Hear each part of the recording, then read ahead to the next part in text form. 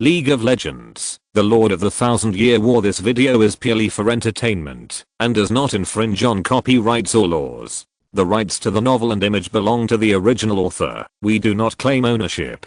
Don't like waiting and want to listen to this fanfic in full now? Subscribe to our Patreon, where you'll find the best fanfics. Chapter 126, Unheard of, Badland Information. The underground world of the Silver Mountains. After a small victory, the rats retreated deeper, and the soldiers of the Emerald Territory successfully occupied a new stronghold. Because the army was short of manpower, and worried about being divided and destroyed by the red-skinned demon rats, Lester decided to stop exploring the underground world, gather troops, and concentrate on building an underground fortress. The dome is composed of exquisite black carved stone slabs. 18 black human-faced stone pillars stand under the dome in a harmonious distribution rule. A black human-shaped stone sculpture stands in the center. It is impossible to tell whether it is a man or a woman. It can only be seen that the human figure seems to be a warrior holding a hammer. There is no doubt that this is an ancient relic, but unfortunately no treasure chest or treasure has been found until now, or perhaps it has been moved away by rats. Lester stood in the ruins, carefully observing the carvings and pictures on the black round stone pillars, trying to understand the civilization and history here. Meredith stopped in front of the tall black stone sculpture, observing the warrior holding a hammer and wearing heavy armor with interest. The rest of the warriors were on guard at the periphery, ready to respond to the attacks launched by the red-skinned demon rats at any time. In the underground world, there is no absolutely safe place. The only things you can trust are the swords in your hands and the armor on your body. This is a valuable experience gained at the cost of many lives. The warriors of the Black Iron Guard have long understood this. Lord Lester, what kind of monster do you think this is? Margaret's voice came from behind him. Lester turned around and came to where Margaret was. It was a corner of the ruins. Looking in the direction Margaret pointed, Lester couldn't see clearly between the light of the torch. Meredith, use an illumination spell. Okay. As the brilliant white magic light shone on the dome, Lester also saw clearly what was at a height of 10 meters. It was a stone sculpture squatting on a black stone beam, with huge wings like a bat, sharp teeth and a sharp mouth. The monster's body seemed to be covered with scales. Its short and sturdy right hand held a chain hammer carved from black stone. The monster opened its bloody mouth, and its eyeballs were half the size of a fist. It was lifelike and ferocious, as if it would break free from the shackles of the stone shell in the next second, fly up from the beam, and eat human flesh. Evil and cruel was Lester's perfect definition of stone sculpture. Judging from its appearance alone, it looked like a monster like a gargoyle. Lester was not sure whether this thing could be called a gargoyle. At least in the League game, he had never seen such an alien hell creature. This is a dragon-scale gargoyle, a powerful monster born in the Badland. Meredith came over and attracted the attention of the two with her words.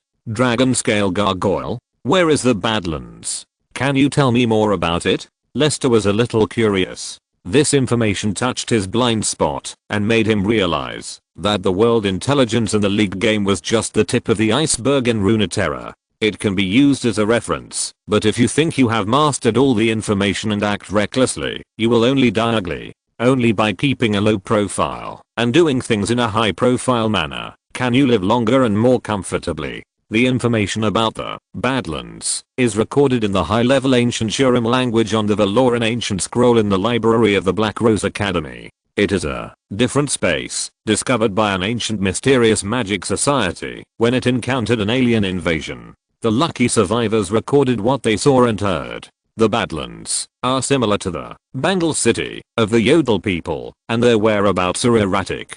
The Badlands will lock a certain space in the material plane without any signs, making it impossible for people to leave through teleportation magic. After the space is sealed, the monsters in the Badlands will invade the material world by opening a space portal. The monsters will get what they want by any means, and then leave through the portal. At least in the records, the monsters in the Badlands always like the human flesh and blood in the material world. As for whether the soul will also be affected, we don't know.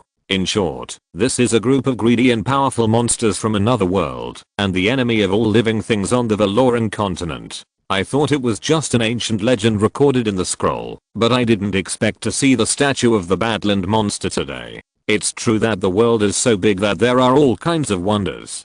With a sigh, Meredith smiled at the two curious people. As for the origin of this dragon scale gargoyle, there are only a few words on the scroll. The general meaning is that the gargoyle with the blood of the magic dragon will transform into an indestructible stone statue during the day to restore its damaged body, and at night it will transform from a stone statue again into a brutal monster that eats human flesh and blood and likes to smash humans alive. The more people it eats, the stronger the gargoyle becomes. The dragon scales on its body are indestructible and can resist magic and swords. Only a true warrior can cut off the gargoyle's head and kill it completely.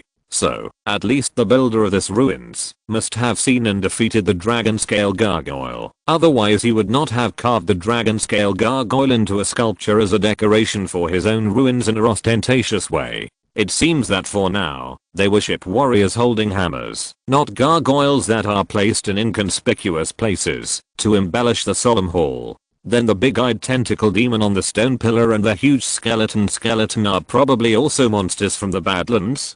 Following Lester, Meredith and Margaret came to the thick stone pillar that Lester had just observed. On the stone pillar, a bearded man holds a weapon and a human-faced shield, bravely steps on the corpse of a big-eyed tentacle monster, and holds a huge skull in his left hand, looking like a winner.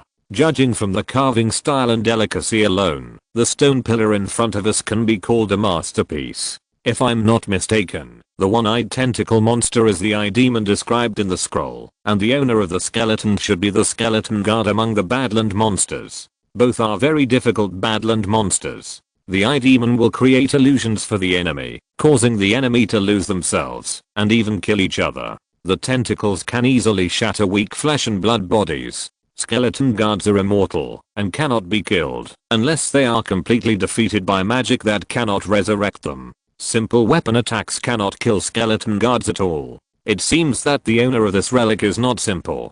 To be able to defeat these Badland monsters, he must have powerful technology and power inheritance. I just took a look around, and there are many strange mechanical works on the stone carvings. Their style is incompatible with the surface world.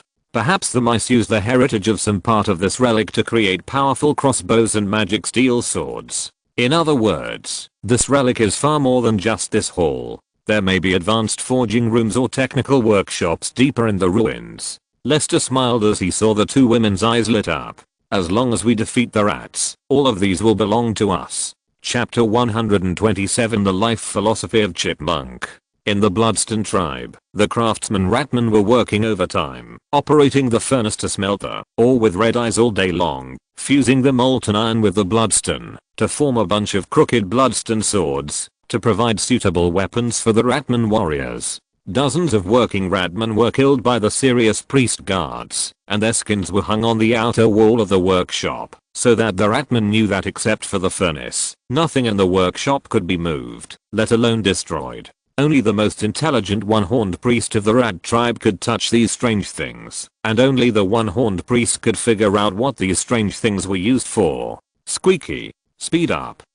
The ratman supervisor screamed and made a noisy and harsh sound, which made the frowning flower rat a little dissatisfied. On the black and white D-shaped face, the mustache trembled. If it weren't for the 3 tufts of overly coquettish red hair and red pupils on the top of the head, other rats would think that this rat didn't drink the holy water at all. Hurry up, you brain-dead supervisor. You only know how to hurry up your mother.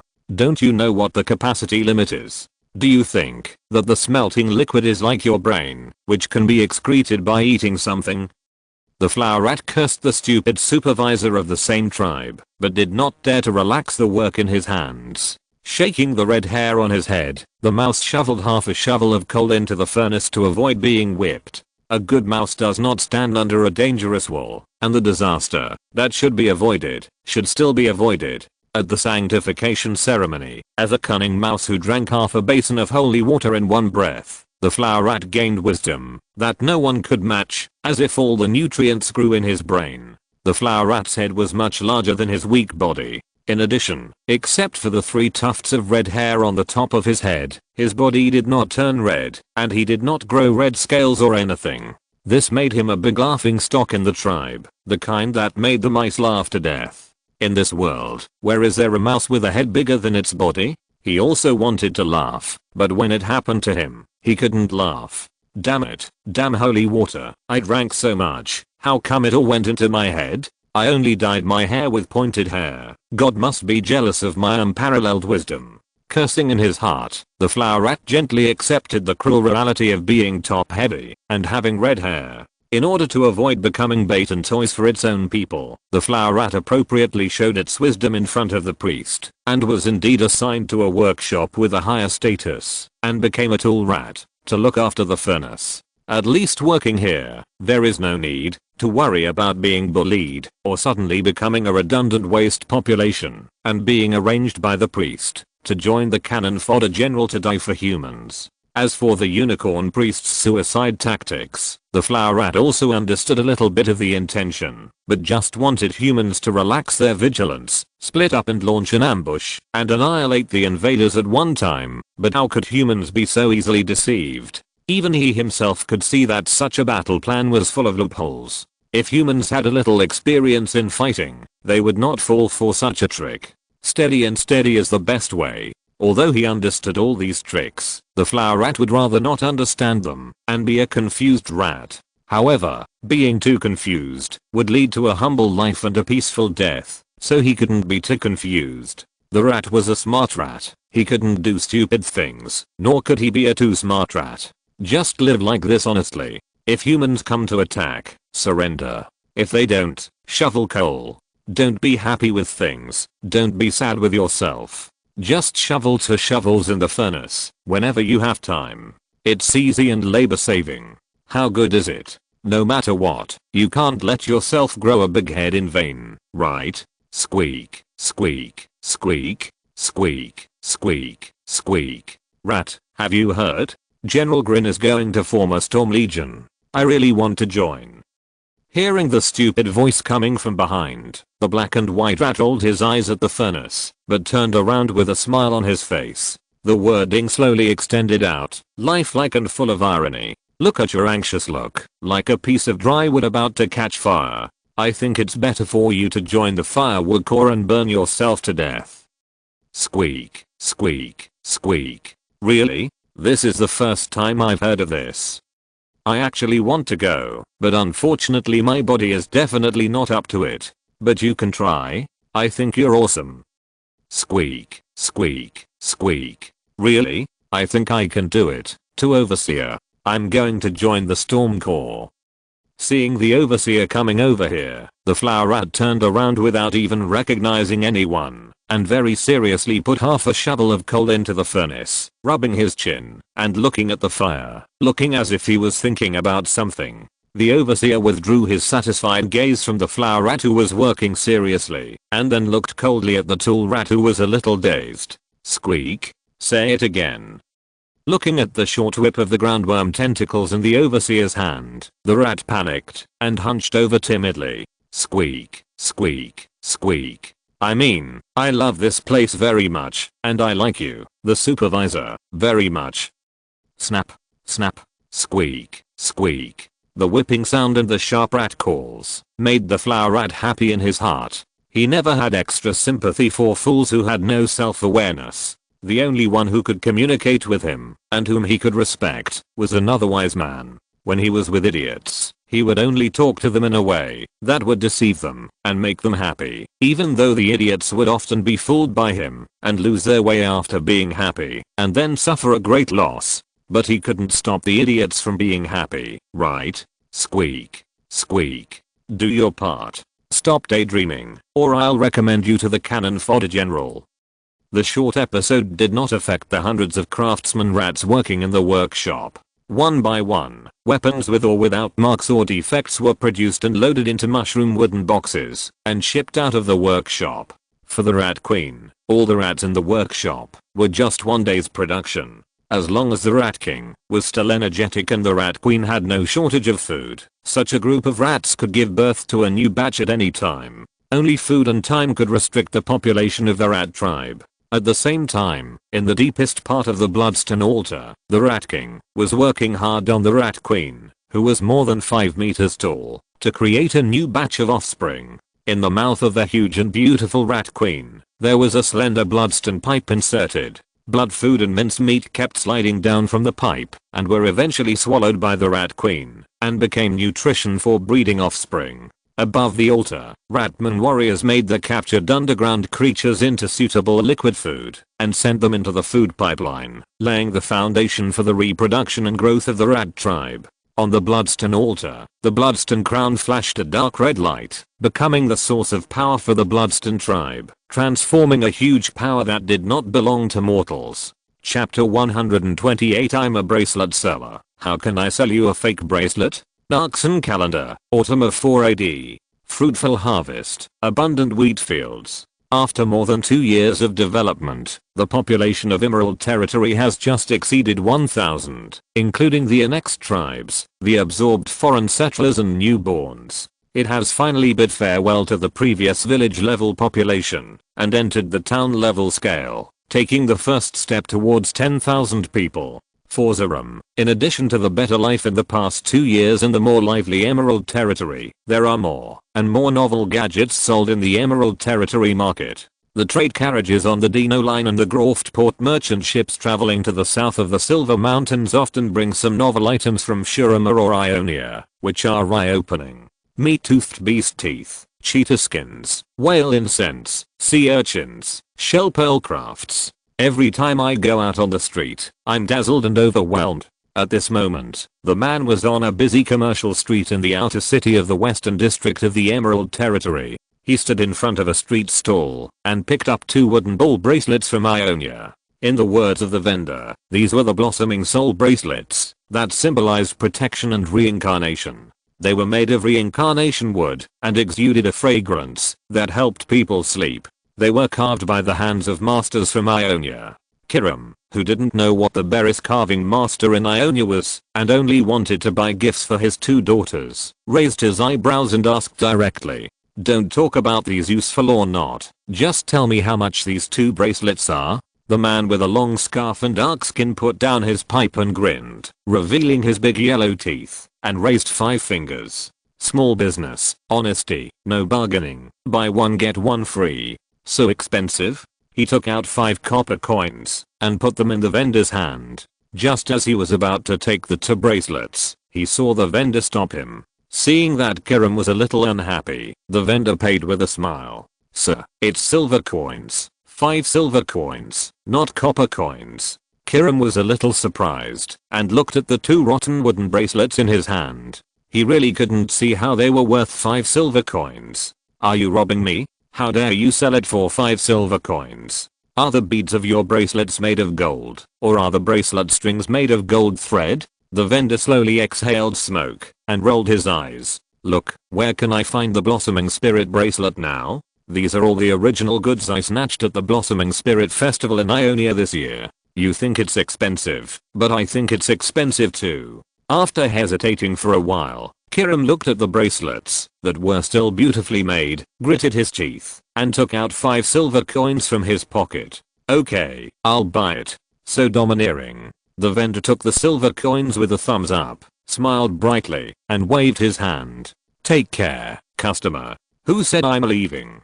The man with the long scarf was stunned, but saw Kiram speak seriously. "Is your bracelet real?" Relieved, the man in the long scarf smiled to ease the atmosphere. "I'm just selling bracelets. How can I sell you a fake bracelet? I asked you if it's real. What if it's not real?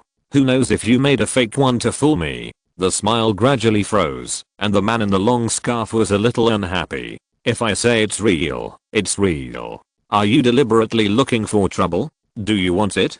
Do you want it?" Kiram smiled and said to the stall owner, "If it's real, I will definitely want it, but what if it's fake?" The stall owner said unhappily, "If it's fake, I will pay you double the price. Are you satisfied?" "That's what you said. If it's fake, you have to pay me 10 silver coins." As he spoke, Kiram turned his head and called out twice, "Missy Uisili, Missy Uisili." A beautiful woman who stopped in front of the woolen textile vendor turned her head blankly, then her eyes lit up, and she said something to the stall owner, and soon walked over with a smile. "It's Lord Karam, what a coincidence." Well, this time it was a scent of lavender. The man rubbed his itchy nose and smiled. It's rare for me to go out shopping, and I mainly want to buy a gift for my daughter. I just don't know if this blossoming soul bracelet is real or fake. Isn't it time for you, Ms. Kisily, who is knowledgeable, to help me judge it? Kisily looked at the long scarfed man who was a little bit unyielding, and looked at the two bracelets in Kiram's hand. "It's a blossoming soul bracelet, let me see." After taking a bracelet and feeling the delicate marks on the wooden beads, Kisily frowned, put the bracelet to her nose again, sniffed it gently, and squinted her narrow and beautiful eyes. He said it was the work of Master Barris, and the material is reincarnation wood. "I don't know what a real blossoming soul bracelet looks like. If you didn't sell it to me for 5 silver coins, I wouldn't bother you to come." Hearing what Kiram said, Kisily looked at the somewhat uneasy stall owner with a meaningful look. Seeing the woman's skillful movements and meaningful expression, the man with the long scarf panicked a little. He suddenly snatched the bracelet from Kiram's hand and said in a deep voice, "I won't sell it to you.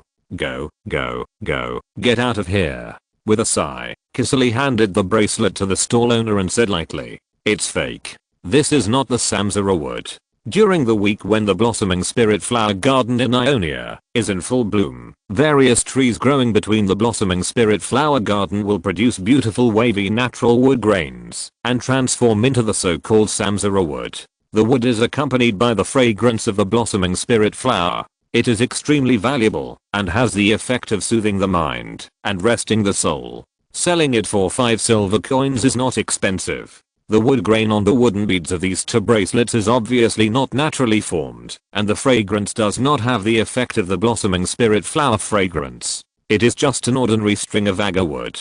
Ms. Kisily, you are really knowledgeable. No, I just happen to know something. After clarifying the true and false, and the stall owner's guilty conscience, Kiram didn't say much nonsense, and shouted loudly in one direction of the street. "Sir, guards, please come over here." This roar scared the guilty stall owner half to death. He originally wanted to cheat to get the silver coins for compensation, but he didn't expect the other party to be unethical and directly summon the guards. Looking at his imposing appearance, he might be a big shot in the Jade territory who can't be offended. There is an unwritten rule on this street of vendors. It is okay to sell fake goods. It is your own ability to make people unable to tell the real from the fake, but you can't be caught on the spot. Otherwise, if you provoke the guards of the Jade territory, you may go to jail. At that time, it will not be as simple as paying money. This big brother, sir, I will give you my 2 strings of agar wood bracelets, and I will compensate you with 10 silver coins. Can you just pretend that you have never seen me? Sirzaram, what do you want? Soon, the Narksan Black Iron guards wearing fine iron armor came to Zeram's side and respectfully saluted with a Narksan military salute. The man with the long scarf turned pale, knowing that he had really offended a big shot. He could not help but cast a pitiful look at Kiram and secretly made a 2 sign with his right hand behind his butt. Noticing the stall owner's small movements, Kiram turned to the guard and asked, "I want to ask if there is a merchant selling cakes nearby." "It's the 3rd shop on the 2nd street. There is a pastry shop there. It is run by a Damasha woman. The taste is very good." "Thank you, sir, guard. No trouble. This is what I should do." He forced a silver coin into the guard as a toll, and after the guard left, Kiram took the cloth bag handed by the vendor with a smile, and left with Kisily. "I worked for 2 days in vain, and I lost a lot." The vendor quickly packed up his things, and disappeared into the crowd with a bitter face. If you're listening to this novel on a channel other than Fanfic World, it means they downloaded and uploaded it without effort. We cordially invite you to visit our channel, Mundo Fanfic Novelos. There you'll find the original version of this story and you can explore many other novels of various genres. We're waiting for you to immerse yourself in a world of incredible novels. Chapter 129, The Deadly Poisonous Men. Holding Rose's hand, Lester took off his mask and strolled in the orchard, enjoying the fruit fragrance drifting in the wind and feeling the joy of the harvest. "Is the development of Narxis going smoothly, Pucci?" I didn't realize you were such a conversational idiot. Gently shaking Lester's left hand, the female mage forgot her dignity and looked lively and cute. How can Naxos have so many people? Now it's just rebuilding the North Nor village, and it hasn't even gone out of the range of the Goral Mountains. And I heard that a few months ago, after the Headless Bandit group was destroyed, a powerful Freljord tribe appeared in the Dalmor Plains. It was called Coldwind Howling, which really fits the naming style of the Freljord people, with a sense of barbarism. After carefully looking at the man's smiling face, the female mage, who couldn't see anything, continued. It is said that these Freljord people have incorporated many nomadic barbarians wandering in the Dalmor Plain and merged them into a new tribe. The War Mother is called Jelena. She has a true ice weapon and is a ruthless person. There are capable people in that Freljord tribe who enslaved several trolls. After making weapons and armor for the trolls, those trolls alone allowed that force to easily conquer a large area of land. Now it has become the new overlord of the Dalmor Plain. Yes, this world has never lacked capable people. You ask me out just to tell me this? Of course not. I'll pick some oranges for you. You stay here and don't move. It was originally a beautiful thing, but looking at the man's back, Rose felt a little unhappy for some reason. I don't want to listen to you talking, Humphrey. If you can find me. Rose turned around and hid behind a tree, cast a stealth spell on herself, and concealed her breath. When Lester came back with 2 sweet oranges, he found that the female mage had disappeared. Rose? The only response to the man's voice was the refreshing autumn wind and the falling leaves. This made the lonely man feel a little bleak. Lester knew that the increasingly eccentric female mage was playing games with him again, and he couldn't help but reveal a sinister smile. Don't let me catch you. If I catch you, you have to listen to me tonight, and you have to do whatever I tell you to do. The man began to let go of his body perception and use his mind to sense the magic fluctuations around him.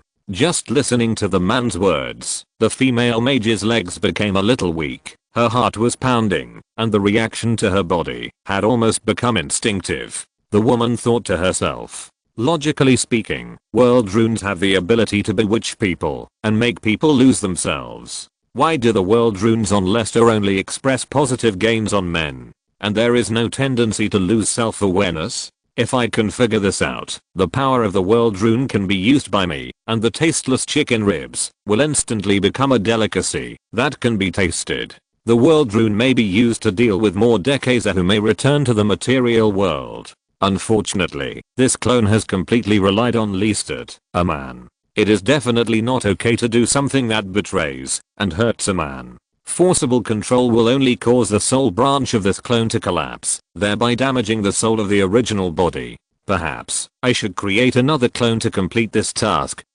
What are you thinking about? So obsessed?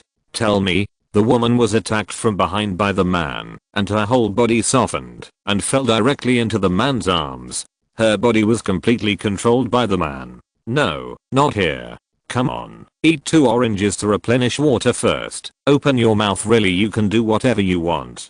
I don't know how long it has been, deep underground in the Immortal Bastion, in the secret residence of the Pale Lady. LeBlanc opened her eyes somewhat in shame and annoyance, and trembled as she propped up her weak legs, and sat up from the big bed, then stared blankly at the misty bed sheets, slowly calming her rapid breath. When did such a shameful scene become a routine? Habits become second nature. This man is even more terrifying than the blacklight hallucinogenic powder. If this continues, I'm afraid even my real body will be affected by him and become his slave, and I will never be able to resist his will again. It will have an indelible impact on others from the root. Is this the power of the world rune? How can I get such power? LeBlanc used magic to clean herself and the bedsheets, and thought about it.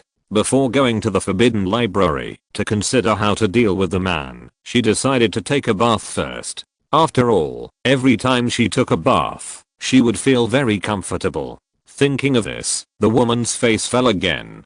Taking a bath after finishing the job, just like washing the bed sheets after getting up, is another habit she developed after being with him. The hateful man, the incarnation of the devil of pleasure, the controller who knows nothing about the world runes. Why is he so good to his clone?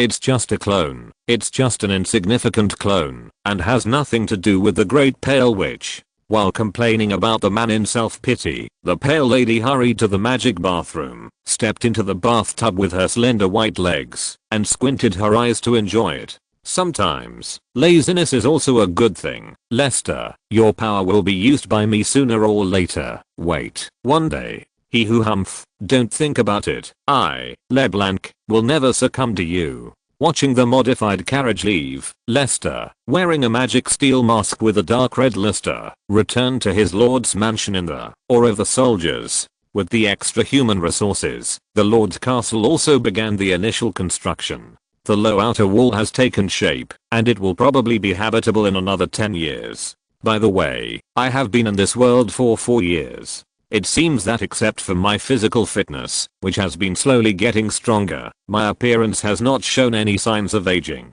Knowing that the two sisters, Jis and Tally, had not returned yet, Lester went upstairs and came to the mirror. Thanks to the enthusiastic and skilled craftsman of Shurima, the Emerald Territory, which likes to entertain guests, has obtained the technology of making glass mirrors with mercury and thinton. Although it is not comparable to the glass mirrors made by the reaction of silver mirrors in postmodern mirror technology, it is many times stronger than the bronze mirrors at the beginning. When the alchemy masters from the Rune continent come to visit the Emerald Territory will naturally obtain the relevant technologies voluntarily given by the alchemy masters. Lester is not worried about not being able to make a perfect mirror. Emerald Territory has accumulated a large amount of precious metal wealth from ancient Shurima by selling mirrors alone. In addition to other strange objects and crafts, after the harvest of Demacia and the Immortal Bastion, it can be said that it has completed a small wave of primitive accumulation of capitalism.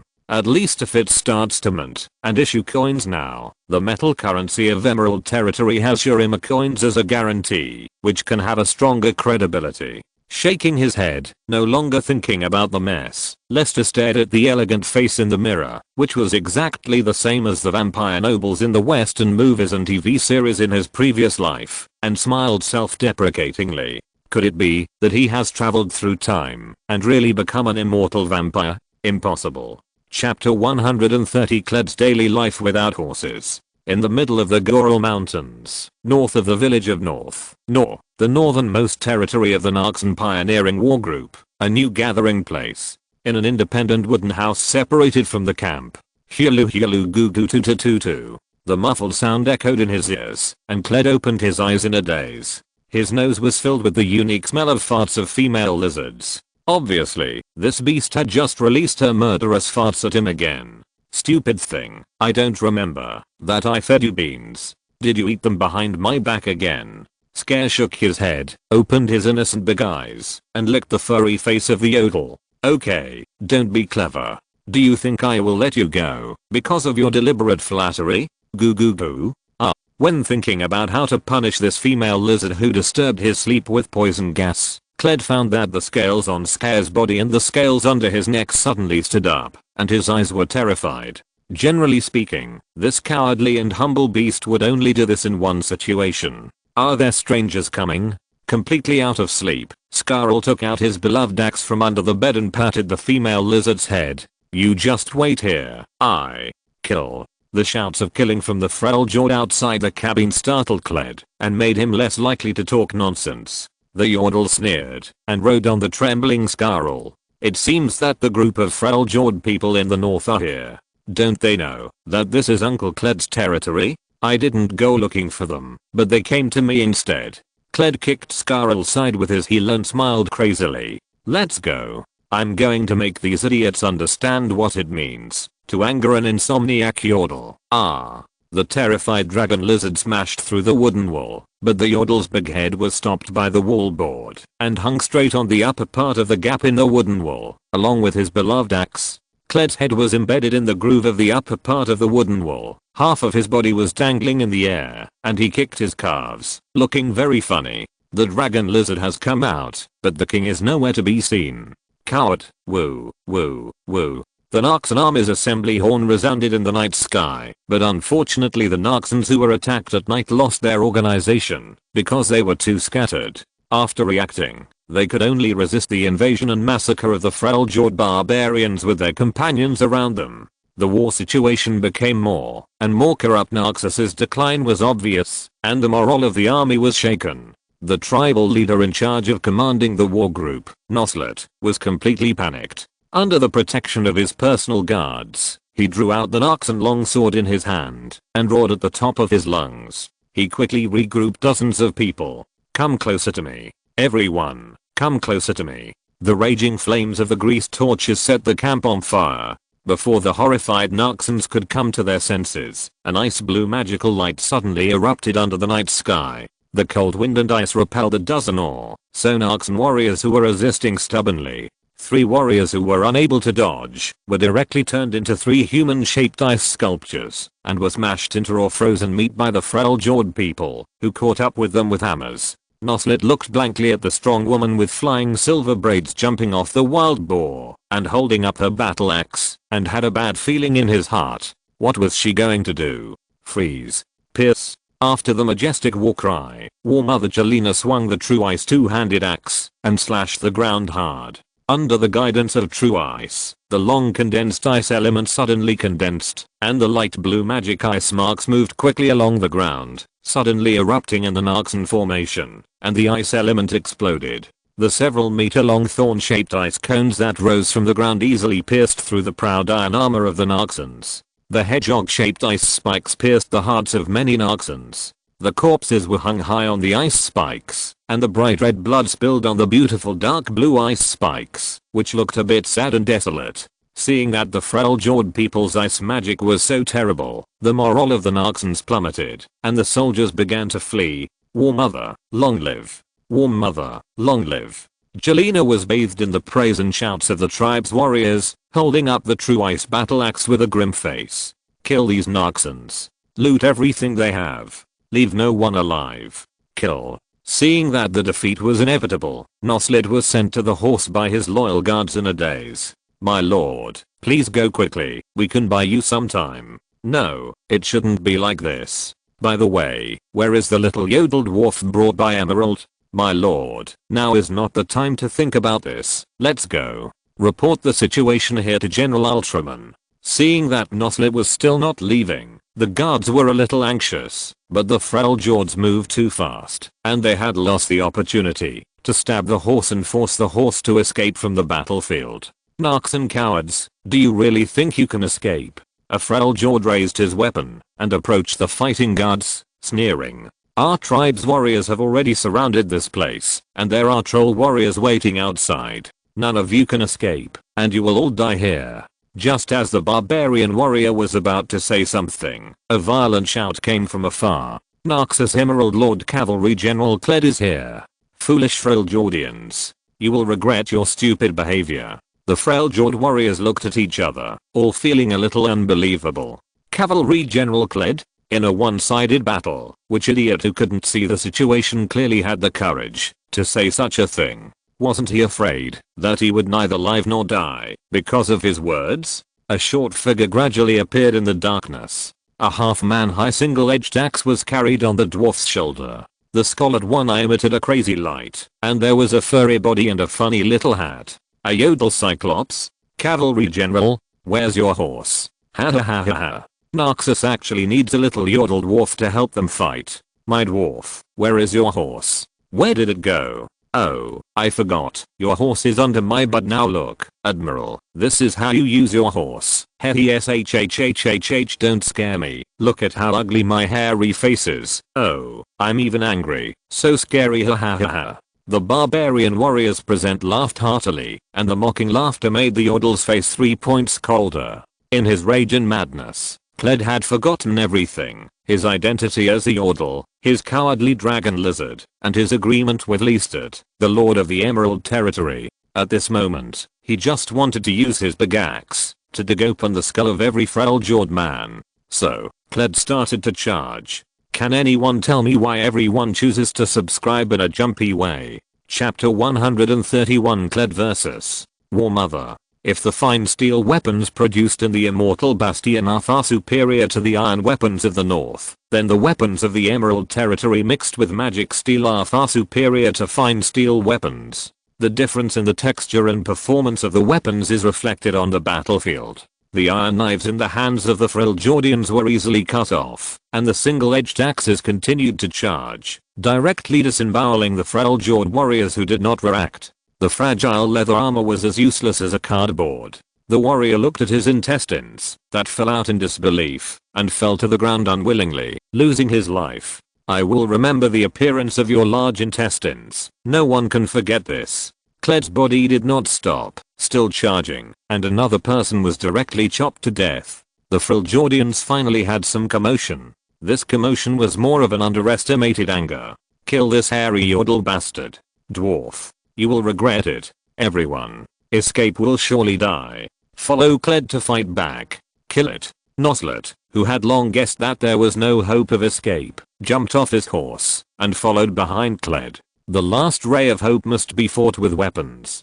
Gilua. Wow. After running through the encirclement and running for more than 10 miles, Skarl realized that his friend was not on his back. He rushed back to the battlefield anxiously, like a heavy tank, and rushed through the confused Freljord warriors for the second time, causing the warriors who were avoiding the collision to roll over several times, spitting blood and unable to get up again. What the hell is that colorful thing? When Skarl returned to the encirclement again, the Freljord warriors who were responsible for intercepting the ambushing Narxons outside still hadn't come back to their senses and looked like they had seen a ghost. On the battlefield, seeing that the seemingly vulnerable Yodel dwarf killed 3 of her warriors again, the War Mother finally couldn't sit still. Get out of the way.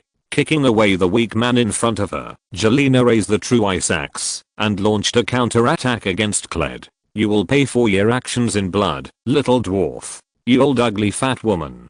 Don't try to intimidate your grandfather Kled. Speak with your ability. Say it again, you long-haired bastard. After colliding with her true ice axe several times, Jelena was shocked to find that the axe with the glowing blood was intact. The combat experience of the Yodel people should not be underestimated. You know, even fine steel weapons can hardly resist the magical power of true ice. What is the origin of that axe? Seeing that the weapon could not gain the upper hand, she took 2 steps back. While the Yodel people were breathing slowly, Jelena began to accumulate ice magic element through the true ice axe. She wanted to turn this long-haired bastard with bad breath into an ice sculpture, and then she would smash the ice sculpture inch by inch. Gilua. The Freljordians were stunned for a moment, and then their morale plummeted. War Mother. Jelena's 5 wives exclaimed at the same time, and the men rushed forward to lift Jelena and her true ice axe and retreat to their camp. Well done, Skarl. Patting the dragon lizard on the head, Kled returned to his horse and became a real knight. Kill. The rest of the Freljord warriors and the Damaplanes barbarian warriors who had integrated into the Howling Wind tribe went up to meet them, but they were soon broken up by the stubborn Skarl and were cut in half one by the bloody axes that flashed by. Kled, who was already strong, had an excellent single-edged magic steel axe and gained Skarl's speed and armor, becoming a whirlwind of death on the battlefield. After several charges, the Freljordians' battle formation was completely disrupted, and the morale of the Narxons was boosted, and they began to charge back to kill the northern barbarians. Except for herself, nearly 100 northern warriors were not even a match for the Yodels. The War Mother sighed and had a new understanding of the waste in the tribe. On the northern long-tusked wild boar, leaning against the thick chest hair of her strongest wife, intoxicated by her body odor, Jelena squinted her eyes and took a last look at the battlefield, whispering, "We lost this time. Retreat. Let everyone retreat. We still have troll warriors. We still have a chance to go south. We can't let everyone die here." War Mother's order. Retreat. Retreat. The bald man who got the oral order from her husband shouted. The Freljord people began to retreat, but Kled continued to pursue them, forcing the exhausted Narxon warriors to follow, so as not to let the Yodels fall into a situation of being surrounded. "Put me down." "But, you," I said, "put me down." After jumping off the wild boar, Jelena took a deep breath again, took out a crystal bottle, removed the cork, and drank the recovery potion given by the Ice Queen. She raised the true ice axe and stared at the bloodthirsty and crazy Yodel and his dragon lizard. She wanted to remember this long-haired face thoroughly. One day, she would put the head of this yodel on the trophy table and let his stupid lizard become the leather cushion under her butt. Freeze. The true ice axe hit the ground, and cracks appeared on the ground. A V-shaped ice spike more than 10 meters long surrounded Kled in a semi-encircling manner. Frightened by the rich ice element, Skarl stopped charging, and stopped dangerously in front of the hideous ice spike. Go ahead. Skarl, you can do it. Go ahead. Gilulu ahh. You cowardly female lizard. You can't even break through such fragile ice ridges. What can I expect from you? Farting all day long? Sighing, knowing that the pursuit was no longer realistic, Kled began to turn around. Skarl also understood Kled's anger, and made a somewhat aggrieved sound. Woo, the blood in his eyes faded. Kled sighed, and patted Skarl's big head. You're not complaining. But you still came back to me this time. You're still a bit useful as a coward. Hilu alright. Are you getting carried away, after I praised you for a few words? I haven't even bothered you for farting at me yet. Next time before I go to bed, I will definitely block your asterisk. The two strange creatures quarreled, and came to Noslet with a complicated look. Kled stood on scare, patted Noslet's shoulder, and straightened his hat, looking like a funny yodel big brother. Human, I'll go back first. There may be another battle tomorrow morning. I will participate then. Mr. Kled.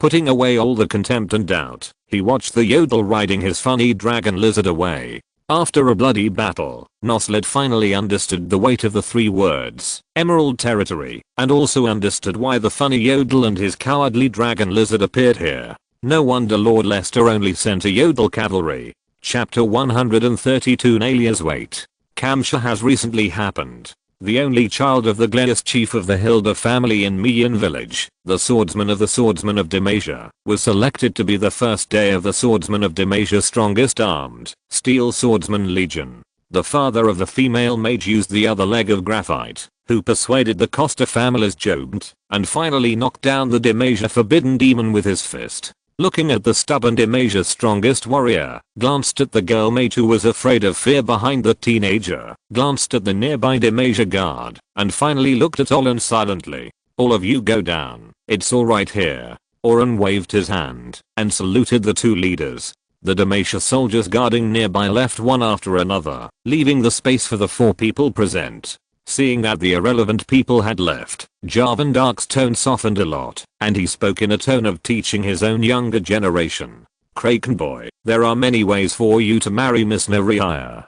Demacia only prohibits magic, not magicians. Why do you have to make a big deal out of it? Now you have become the laughing stock of the Demacia Steel Swordsman Corps. How can you lead the army in the future?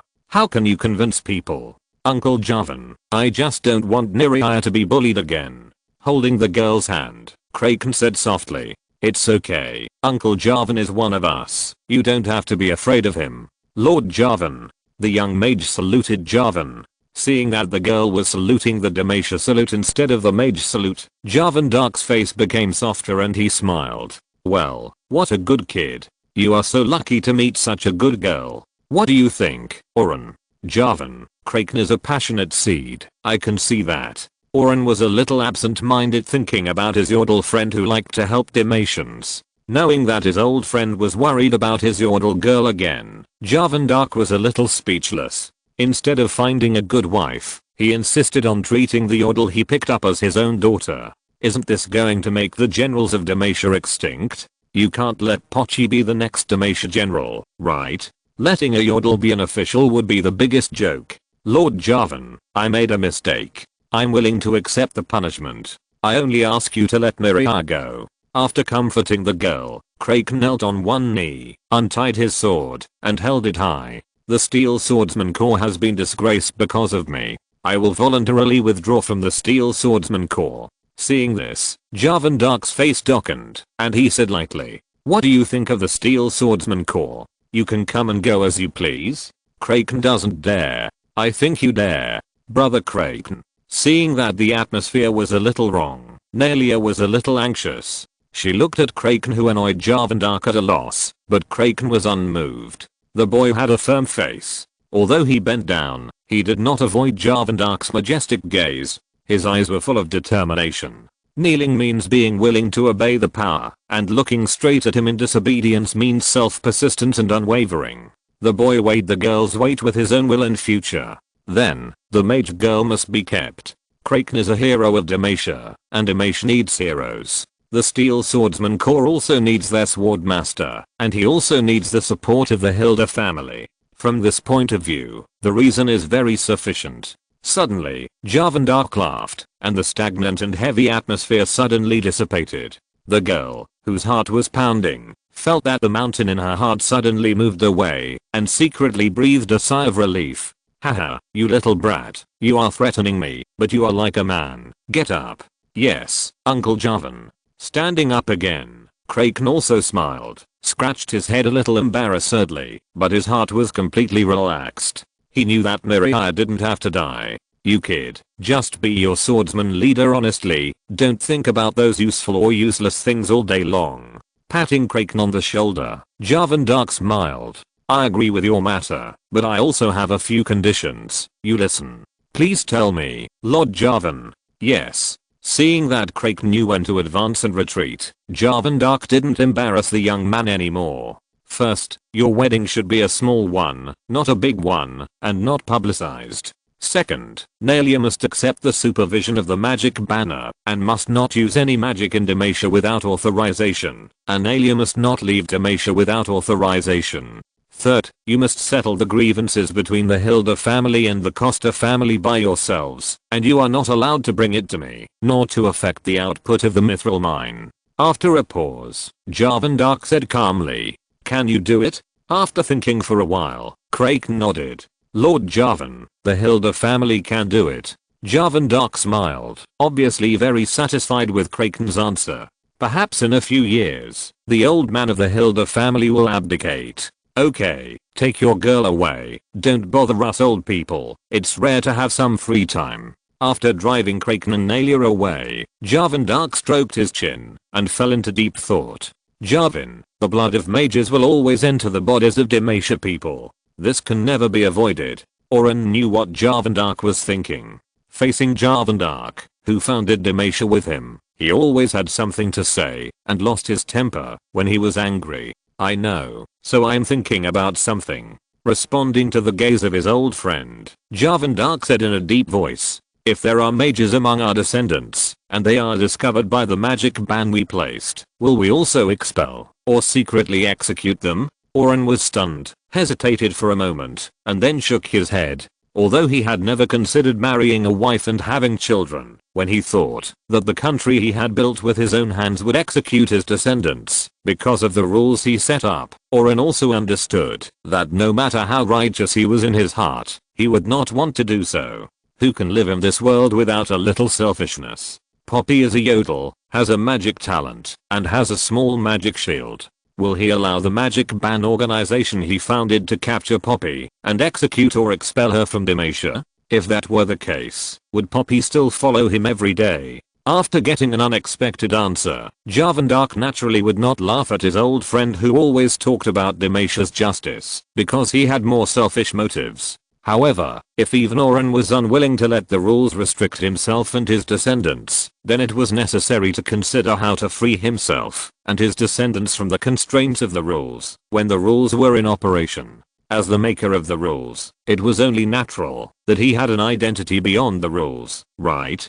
Chapter 133 I hate liars. With the coming of winter, the already difficult life of the Freljord people became even more difficult. The difficulty did not mean that they could not eat, but that there were a few more stiff corpses in the house. In the cold snowflakes flying all over the sky, Freljord shivered and dug a large snow pit in the snow behind the house with his blue hands. After stripping his wife's body of clothes, he simply buried it in the snow. Freljord people never cry, because crying will freeze their eyes with ice crystals. Back in the inner room, Freljord covered his daughter's small body with his wife's simple fur coat, and used his last strength to chew the last piece of unpalatable frost wolf meat into pieces, and fed it to his daughter who was sick, and recuperating in bed. Relying on the instinct of survival, the little girl successfully swallowed the dry and woody frost wolf meat. The stove is about to go out. I need more firewood, otherwise Kesley will freeze to death. It's right outside the door. I can do it. The wood pile for chopping wood was just outside the door. The man walked out of the room and closed the door tightly, fearing that the wind and snow would invade this not so warm home. The man was gone for a long time. The cold soon engulfed the room. The little girl was awakened by the temperature close to death. The next second, before she was about to fall into eternal sleep, she was awakened by consciousness. The little girl opened her eyes, used her strong willpower and the dry frost wolf meat brought by her father to sit up from the bed and tried to move her stiff body. The last flame of the fire was completely extinguished. The temperature in the house dropped sharply. Dad, Mom, I'm hungry. There was only the whistling cold wind outside the house. The voice that brought me a sense of security disappeared without a trace. The two people seemed to have never appeared. Only the taste of meat in my mouth reminded me that someone had fed me jerky just now. Dad, Mom, where are you? Feeling a little flustered, the little frail-jawed girl wrapped herself tightly in a warm fur coat, calling out to her dearest family members. However, there was no response, as if the two had left her forever. Tears flowed uncontrollably, and the little girl lowered her head and saw familiar clothes outside her head nose. That was her mother's only fur coat, which her father exchanged with a yak merchant passing by the village for a few snowfish he caught. Now she was wearing this coat. If she put on this coat, what would her mother wear? Where was her father who had always taken good care of her mother? The wind and frost hit the simple wooden door, and the hail made a terrible sound, like the hideous laughter of trolls and bear men. The bang bang sound of the wind and snow door seemed to want to add some human atmosphere to this dead and silent house full of holes. The little girl wrapped herself tightly in her two fur coats. Her head began to feel hot again. She huddled into the quilt. Only in the quilt could she feel that she was back in the arms of her parents. Dad, Mom. In the warmth, she trembled and closed her eyes, quietly waiting for death to come. She used the last time to recall every bit of her life with her parents. If there was a way she could choose, she would be willing to die with a smile in the memories of her parents. Bang! The sound of the wooden door being pushed open rang out. The desperate girl broke through the shackles and oppression of the disease and opened the quilt in surprise and looked at the door. Dad, you're back. The girl's surprised voice stopped abruptly because the person who appeared at her door was not a tall father, but a blue-purple skinned weirdo wearing a hood, a fur cape and a coat. The weirdo carrying a large leather bag closed the door with a slightly damp hand, and his expression was particularly complicated. The girl's eyes full of light and surprise quickly dimmed, turning into emptiness and numbness. In great joy and sorrow, the girl had forgotten the fear of being broken into by a stranger. She didn't care about anything anymore. I'm sorry, I'm your father's friend. He asked me to take care of you for a few days. The wandering wizard looked at the little girl who had lost the will to live and felt a little sad. He didn't feel sad for the little girl, but for the humans struggling to survive in Freljord. He thought he was very strong, but he always felt sad because of these little things. Hearing the weirdo say that he was her father's friend, the little girl looked a little alive again. Uncle, where is Dad? Recalling the stiff man who was waving a chopping axe with worried frost between his eyebrows and standing by the wooden stake at the door of his house before entering the house, and the fair-skinned woman who was half covered and lying in the snow, Riz turned his head slightly to avoid the little girl's hopeful and expectant sight. Their walls were as hard as ice, and just like their bodies at this moment, they were buried together in the beautiful ice and snow. Your father said your mother got lost in the snowstorm. He was afraid that your mother would be lonely, so he wanted to find her and go home with her. There was a little more hope in the little girl's eyes, as if she saw the scene of her father holding her mother's hand and returning to her again. Kesley smiled and felt that her head seemed to be less dizzy and her mind was much clearer. Then, there was a little more vigilance in the little girl's eyes. In the past, Riz would praise her vigilance, but now it made Riz start to panic. With a jump in his heart, the wandering wizard began to pray silently. Don't ask that, don't ask that, please don't ask that.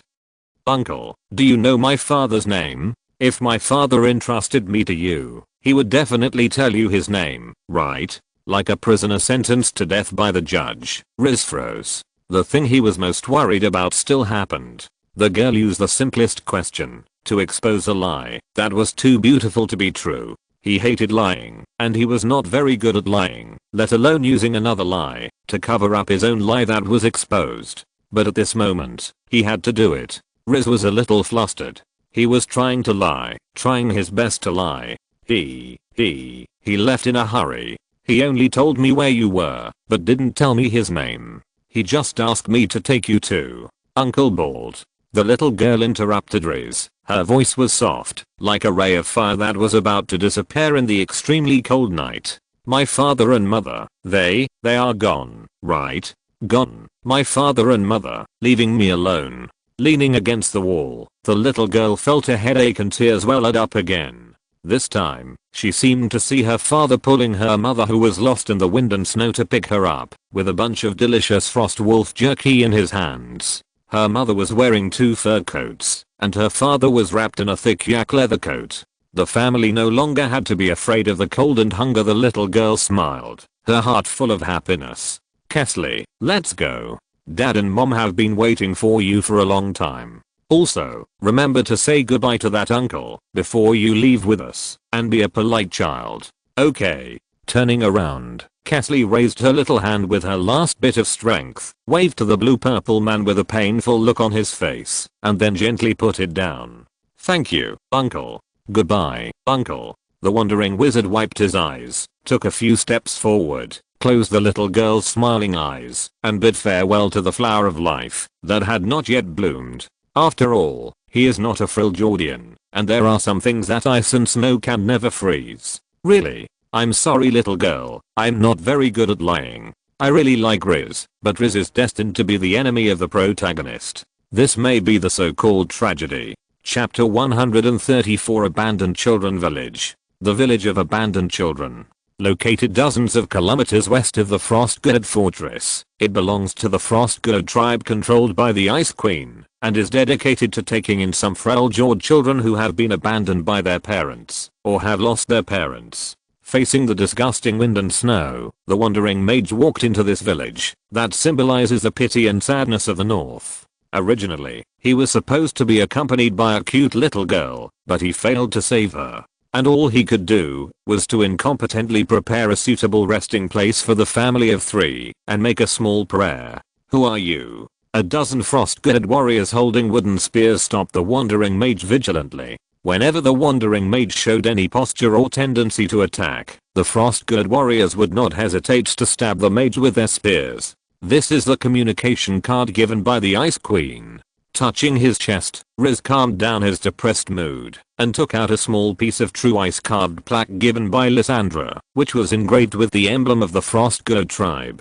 It was a terrifying eye surrounded by ruthless ice spikes, and it looked lifelike. It seemed that the eye was maliciously monitoring all the creatures in Freljord. After being surrounded by sharp and hard ice spikes, it had a more protective meaning. At least Riz himself could not figure out the true meaning of this emblem. The most conspicuous eye, was it a symbol of Lysandra's control over the Frostgird warriors in the north, or was it referring to something else? I'm sorry for offending you just now. May I ask who you are? After taking a look at the Frostgird emblem, the warriors present hurriedly put down their weapons and knelt on one knee to Riz. Seeing the true ice emblem was like seeing the Ice Queen. Those who were disrespectful could be directly executed without trial. This was an order issued by the Ice Queen herself. My name is Riz, and I'm a wandering mage. I'm just a passerby here. You don't have to do this. Just treat me as a normal guest. Riz helped up several male Frostgird warriors next to him. Having already seen the authority of the true ice emblem, Riz also had his own way of dealing with it. Okay, Lord Riz, is there anything you need to deal with here? I want to see the children living in the village, that's all. After taking a deep look at the wandering mage, the female Frostgird warrior who was in the lead seemed to feel the man's true feelings. In addition to being respectful, her expression and tone also became much softer. Following the Frostgird warriors, strolling in the village of a large scale, Riz saw a numb and sad solemn scene. Here, there are no laughter and joy of the children in the south of the continent. There are only struggles, only silence, and only struggles with nature. The children wear winter clothes, provided by the Frostgird tribe, eat half-full food, and do what they can. There are no idle people, because idle people will be abandoned and become dead. There are children who learn to sew furs from the old tailor, children who learn to fight from the Frost Guard warriors, children who learn the traditional skills of the Frost Guard tribe, and children who take the initiative to chop wood and cook for the village. These are all orphans, all helpless people. If they leave the Frost Guard tribe, it will be difficult for them to survive. If the little girl had followed him here, would she have found her own path in life and walked on slowly? Riz sighed. There is no if. There is no answer to this matter. This question is like whether the fragments of the world rune will be sealed up by him one day in the future. No one can give him an answer, including himself, who is closest to the truth. He doesn't even know where to seal the rune. To put it bluntly, he can only take one step at a time. Not to mention, he is so powerless that he can't even save a little girl. Strength can't do everything, but many people are tempted by the power of runes, thinking they can do everything, but they don't know that they are destroying everything.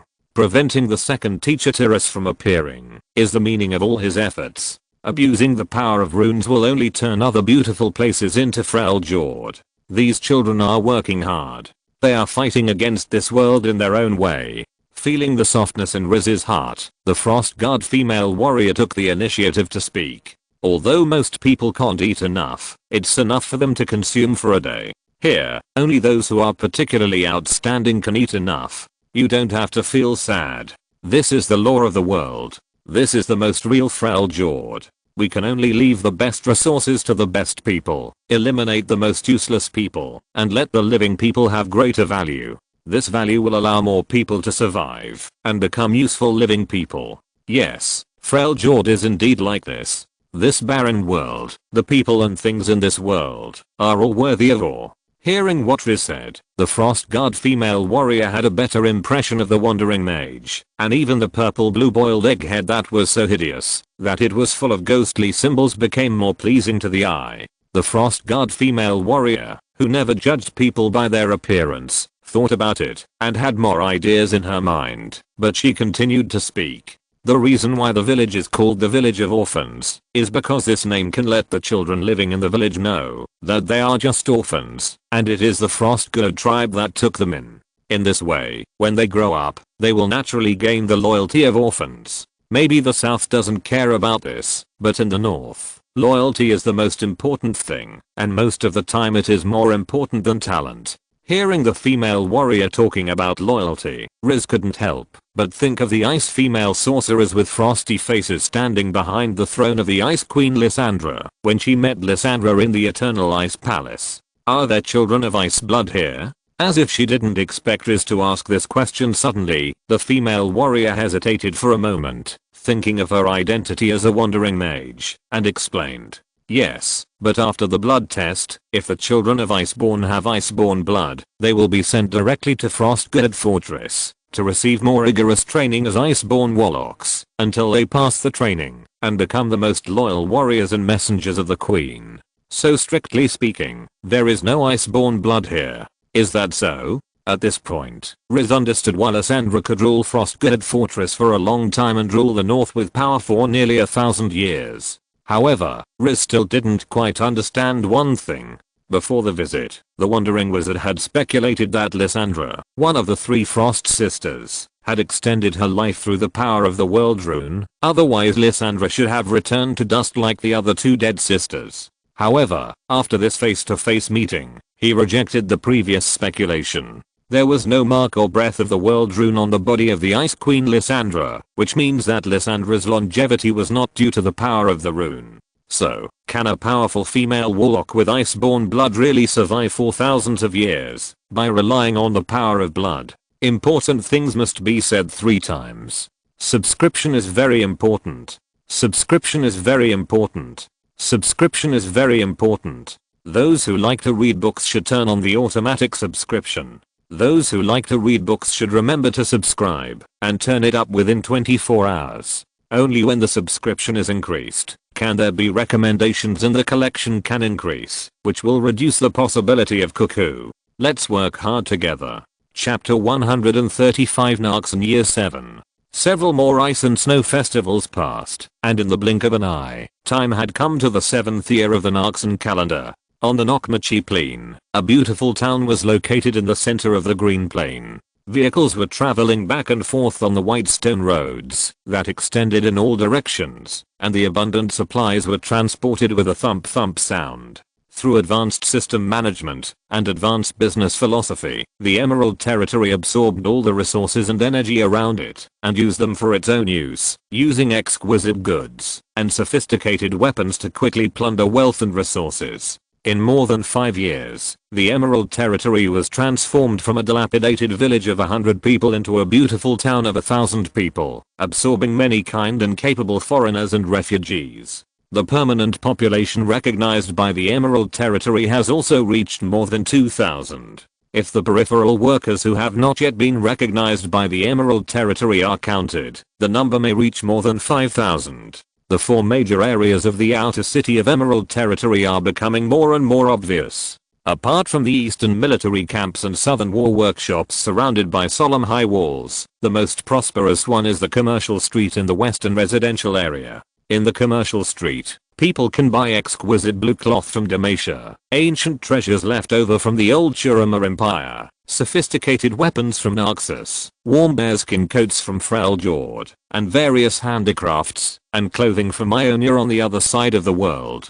Trade has driven the rapid development of the economy. Wealth resources have been circulated and spread in Emerald Territory. The dazzling gold coins of ancient Shurima have gathered in Emerald Territory and taken root deeply. New and exotic goods are processed and manufactured in Emerald Territory and then dumped in other places. Except for the most desperate criminals, no one dared to attack the Emerald Territory's trade caravan, because no one could be sure whether the Emerald Territory's caravan was followed by the invisible ghost. Any force that was entangled by the ghost would disappear silently on the Rune continent, and there would be no trace of its existence except for some extremely miserable and brutal corpses. Even in the rumors, no one knew what the ghost was, and whether it belonged to the Emerald Territory.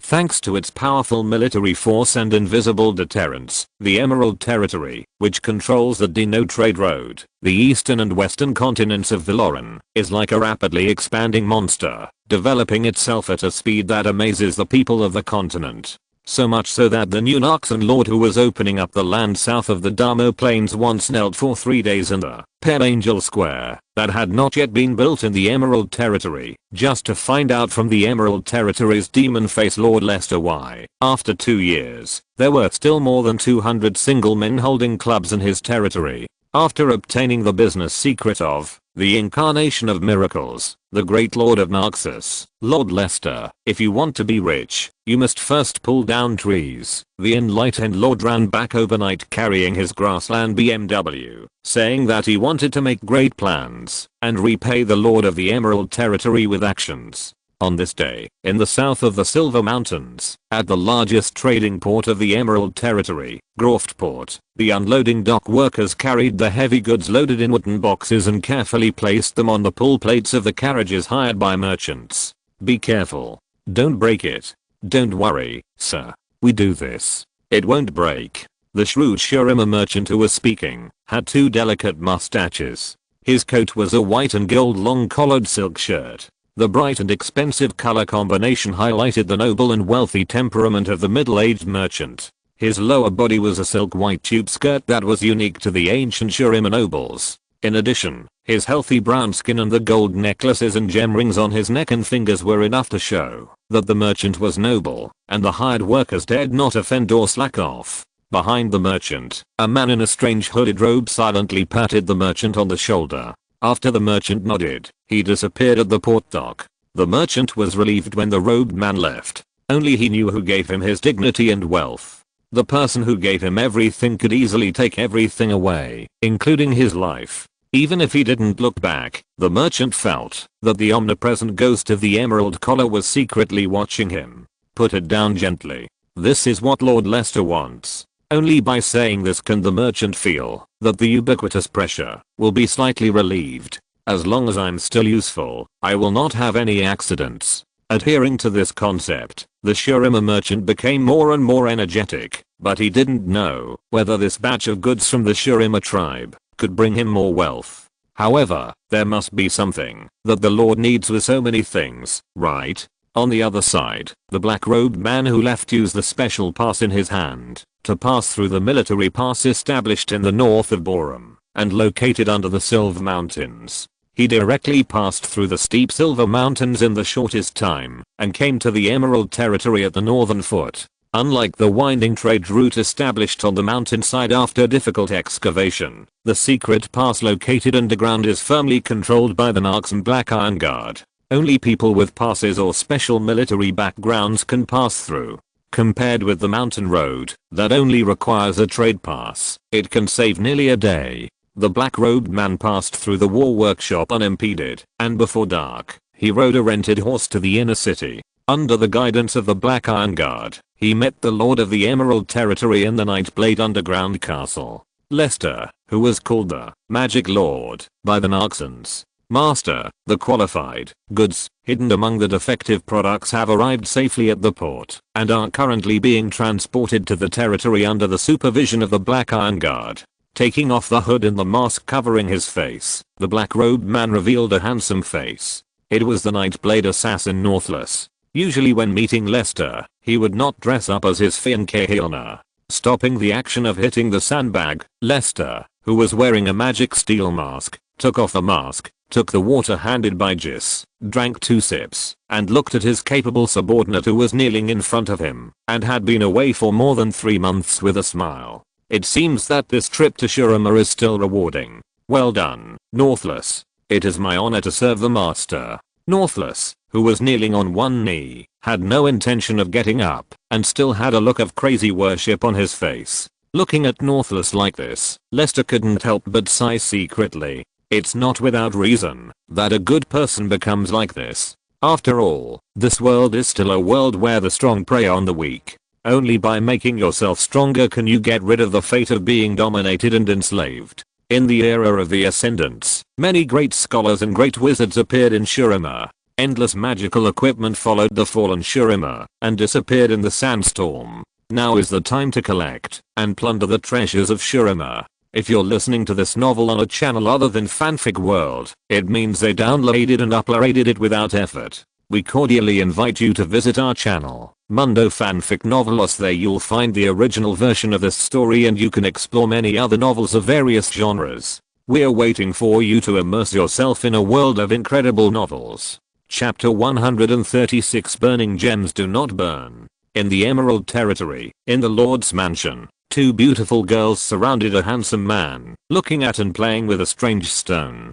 Completely different from the blazing appearance in the game, the burning gem in reality is like an ordinary brown round stone. If the texture of the stone's outer skin is not exactly the same as the burning magic symbol drawn by Lester, even Lester himself may not recognize it face to face. Of course, this is also the meaning of Lester giving the magic equipment hand-painted book to Nobles and several other Nightblade assassins, asking them to go to Shurima to search for treasure. According to the appearance provided in the hand-painted book, you can always encounter some magic items, as long as you are not too unlucky. Knowing important information, but not taking the initiative to use it, it can't be described as stupid.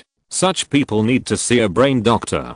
Beside the man, Hinner and Mishap, who are already 11 years old, have grown to a height of 1.4 meters, and their small bulges are also developing rapidly, constantly stimulating growth and maturation, and their growth is getting more and more gratifying. Among them, the younger sister has an absolute advantage. The condensed peaks and ridges have already shown attractive white ravines, which often make the older sister, who is still swollen and steaming, gnash her teeth, but she can do nothing about it. Lester measured accurately with the eyes of an expert. The younger sister is definitely C, and the older sister is probably B or A+.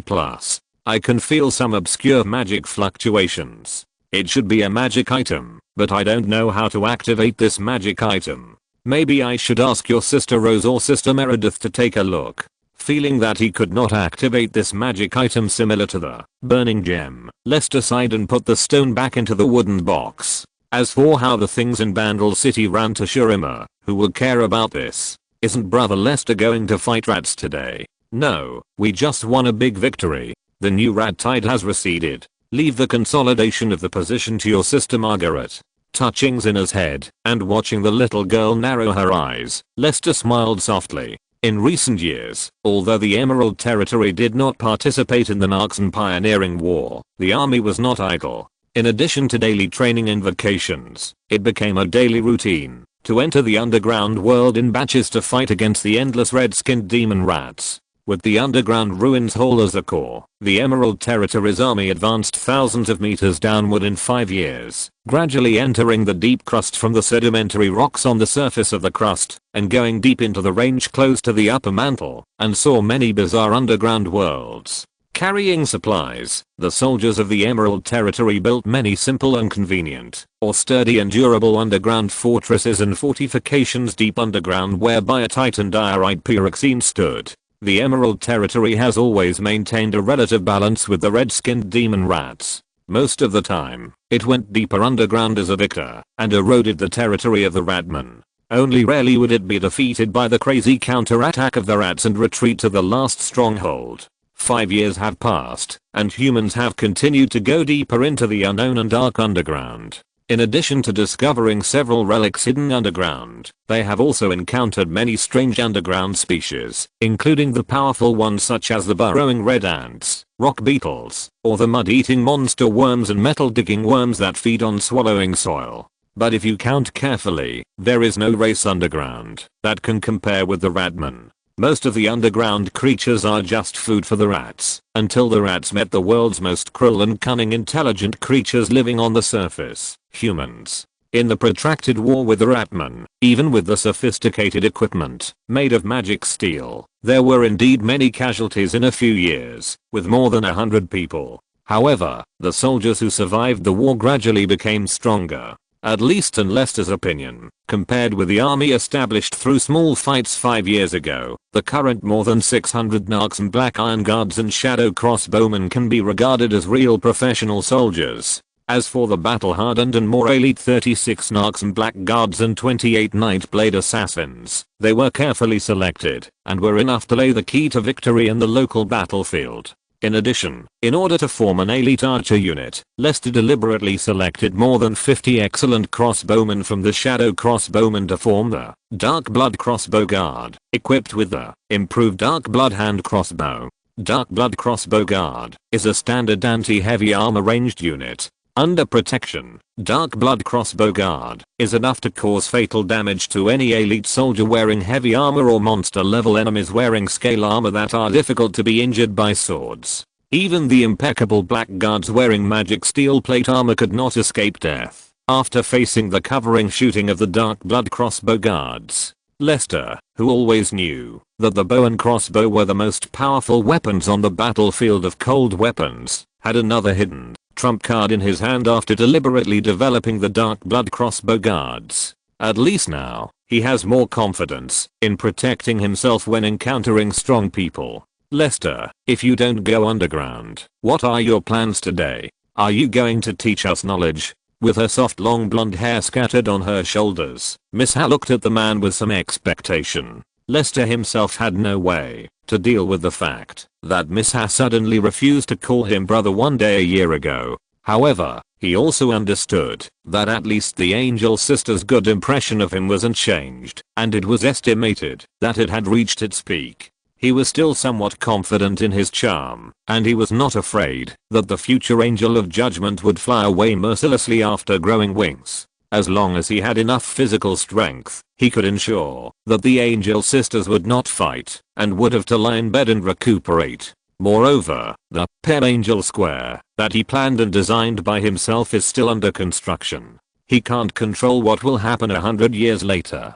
Within 100 years, he must tie the two wings of the angel to the Emerald Territory and himself. Mortals like the Barbarian Sisters can't have children with him, so can the Angel Sisters with demigod bodies? This is a question. After thinking about Meredith, who is now fighting underground with Tally, Lester nodded. Things in the territory are developing rapidly as planned. Things that need to be arranged have already been arranged. If you do everything yourself, what's the point of being a lord?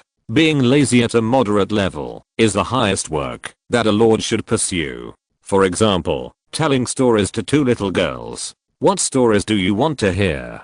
Brother Lester, tell me the story of King Lester and the ancestors of the Vastea people. Zinna skillfully hugged the man's right arm and smiled with some relief. But how did Zinna hear the third-rate novel written by the old Snackerskin author who was caught in the dungeon? That's something that children can read without paying. The man's face darkened, and he changed the subject, as if nothing had happened. Ahem. Today I'm going to tell you about the story of the Freljord people in the Great North where we are. Okay. I want to listen. Miss Hap patted her sister's head, straightened her posture, and moved her chair to sit next to Lester. Lulu sticking out her tongue at her sister, Cinna moved her chair and sat on the other side.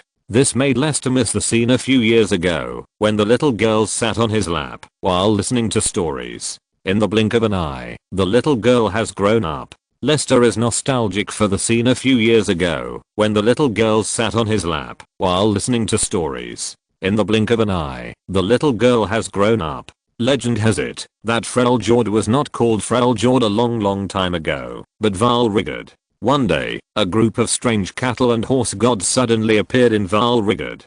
Chapter 137 The Freljord's Cattle and Horse Spirits. The goat god is called Orn. He has large horns made of molten lava and a huge body that is impervious to water and fire. He is as big as a volcano. The goat god likes to forge objects, create tools, and likes to use his iron head to hit people. This habit is also unique to Scorpion. The frost god who looks like a chicken is called Avinia. She is an ice phoenix with large wings and can produce true ice. Chicken is a respectful name given to her by humans. Don't mind it. She is On's sister. She was born from ice and snow and lives on a tall legendary branch. Because she can't find a mate to lay eggs, she likes to turn herself into eggs and play with her own eggs. There is also a brother who is a bear god with a bad temper. His brother is named Valabar. He is the god of storms and thunder. There is also a seal that can speak human language and a wild boar as hard as steel. Cinna and Miss Ha looked at each other and then looked at Lester blankly. Aren't you talking about gods? What the hell is this? It was Miss Ha who asked first. Why are the gods of Valrigord all animals? Zinna counted them one by one on her fingers. Big sheep, big bird, little bear, little seal and big wild boar. Brother Lester, are these animals really gods? Lester was also a little speechless, nodded and affirmed. Perhaps a certain creator god likes wild beasts. Anyway, there appeared such a group of cattle and horse gods, and they jointly created Valrigord. It's called creation, but in fact it was the sheep god Orn fighting with the earth, beating the towering twin peaks of Mother Earth so hard that magma erupted. Orn, who had enjoyed himself, was a little tired due to excessive exertion, and in the end it was a draw. The earth was uneven due to the sheep god's hammer, and the sheep god also recognized the magma that Mother Earth spit on his face as the glorious first fire given to him by the earth. As a result, the sheep god brought the earth, lava and first fire. The walking cuckoo chicken brought rain and wind and frost that nourished all things. The bear god brought storms and thunder. The seal sister created the sea and plants. The steel wild boar. The wild boar, cough cough. He was ridden by people. At that time, Valrigord was not the ice and snow it is today. Although it was a bit dry and cold, it was not like today where it snows every day and there is a shortage of food. Then why did it become what it is now? Don't be impatient, listen to me, and tell you slowly. In Valrigord, the versatile Orn, who loved construction, built a residence for himself and named it Horn Hall, which means a hall that can accommodate goat horns. It is called a hall, but it is actually a large mansion spanning 3 canyons. Orn's goal is simple, he likes it, and he wants the best wood. He always likes the best things. In order to find suitable materials, the dull and honest god Orn stared at his sister's legendary branch. When he came to his sleeping sister, Orn raised the axe he had forged and chopped down the legendary branch where his sister Anavir was perched, causing his sleeping sister to fall directly into an ice egg in confusion and hatch on the spot. When the sister woke up from the ice egg, she found that her home had become her brother's warm cabin. Anavir was so angry that she flew into the corner hole through the window while her brother was snoring. She tickled her brother's nose with an ice feather in revenge. Then the goat god sneezed in his sleep, and the lava and fire that spewed out of his nostrils easily ignited the corner hole. Anavir panicked and wanted to put out the fire with her wings, but flapping them a few times only fueled the fire. Soon the corner hole turned into a big furnace, but Orn was still sleeping soundly. The temperature of the fire was only enough for a thin quilt to cover him, and it was far inferior to the first fire that hit Mother Earth's face. Anivia was completely dumbfounded. The kind-hearted Anivia felt that she had caused trouble and was afraid that her brother would find out that she was the culprit, so she flew away from the ruins with apology and fear. When Orn woke up, he found that the home he had worked so hard to build had inexplicably turned into ashes all over the sky. Thinking that it was his own unintentional act, the honest toolman was indescribably sad and sat there for more than 10 days. During this period, Orn was upset for a long time with a wooden face. It was not that he felt sorry for the destruction of his creation, but that he felt that what he had built was too fragile and vulnerable, so he became more taciturn and determined to build a home that could not be destroyed by fire, and to speak with quality, not words. Attracted by the story told by Lester, Hina and Miss Hall listened with relish. In order to build a new home that would not be destroyed by lava, Orn, who had regrouped, forged 3 tools for himself: a shovel, a hammer, and a fork. These 3 tools can help Orn dig hard ore, hammer heavy stones, and shovel up delicious cherries. Why does the goat god like to eat cherries? The clever Miss Hall interrupted. Lester remained calm and spoke nonsense in a serious manner. The pink and tender cherries are the first fruit that Orn ate from Mother Earth after he fought with her and was extremely thirsty. Therefore, cherries have a special meaning for the goat god. They are not just a kind of fruit, but also a symbol of a full and moist life. I see. No wonder you like to eat Sister Rose's cherries. Lester. Sister, you are so stupid. Don't you also like to eat pink berries when you are thirsty? And where can Sister Rose get cherries? You two should stop interrupting. In this way, Orn's new home was chosen on a volcano called Furnace Town. The excavated ore was hammered and hammered to create a towering black mountain. Inside the mountain was a high furnace with the magma from the Earth's core as the first fire. The new home, Furnace Town, was built, and it was not afraid of flames. However, due to the high temperature of the first fire, even Orn, who ignored the magma, could not stand it. So he dug a canal from the furnace to the sea. Out of pity for Brother Sheep, Sister Licking Leopard took the initiative to introduce seawater into the canal. The seawater poured into the canal and flowed into the depths of the furnace. It was evaporated by the lava into water vapor. A large amount of steam rose to the sky, taking away the temperature of the furnace.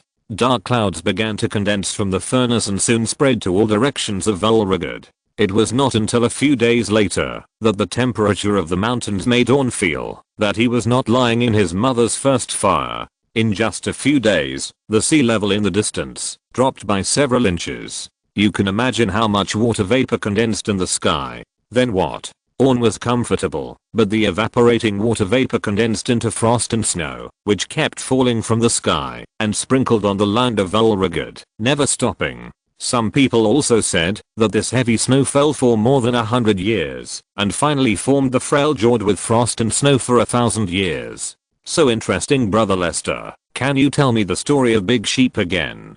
Hina stared at Lester with her beautiful eyes as bright as the night sky and as brilliant as the stars. She stood up, took the man's hand, and started to act coquettishly, then sat on the man's lap, making the man gasp. This woman was so terrifying. Lester had no choice but to nod, adjust his sitting position, and place Hina in place, to avoid scratching the little girl. Then, the man's face became serious, forcing Miss Hall, who was ready to teach her sister a lesson, to stop her actions. You must remember the story I'm going to tell you next, because it is a story, but also the cruelest fact, because it involves the evil power of the dark side of the world. Chapter 138: The Struggle of the Three Legendary Sisters. The icy bloodline of the Freljord is also known as the Iceborn.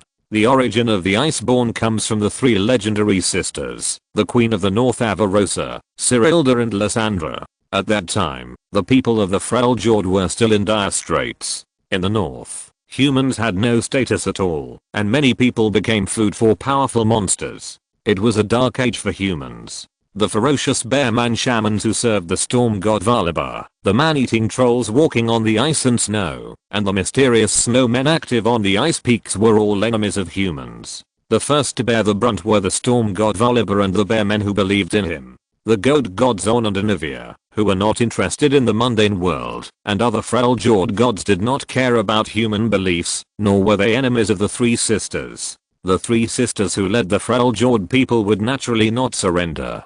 Facing the enslavement and conquest of the gods, they chose to lead humans to fight, but fighting requires strength. Where should the power to win the war come from? What kind of power is that? Lester touched Misha's head and said slowly, Queen Avarosa tried to find power in the dark abyss of the north, but was almost controlled by the whispers of the abyss. Unwilling to succumb to the abyss, she was so strong that she destroyed her ears and lost her hearing forever. Cyrilda found the first group of stars that were high above the heavens and used her arrogant attitude and words to obtain the power of the heavens to help her warriors defeat the enemy, but she failed in a gamble with the Twilight Star Spirits and was deprived of her language ability by the Twilight Star Spirits so that she could no longer make a sound. After losing her voice, she also lost the capital to be favored by the heavens. Where is the heaven? What are the stars? Cinna looked at Lester strangely, always feeling that these unfamiliar words were related to herself. With a sigh, knowing that Hinna and Misha's parents had not told the two little ones anything, Lester simply skipped it to avoid discussing the angel mother who was enslaved by the divinity. #anti-river crab, the wife of his father-in-law Zerum, and the mother-in-law Misira who was chosen by the righteous star spirit as a servant of God.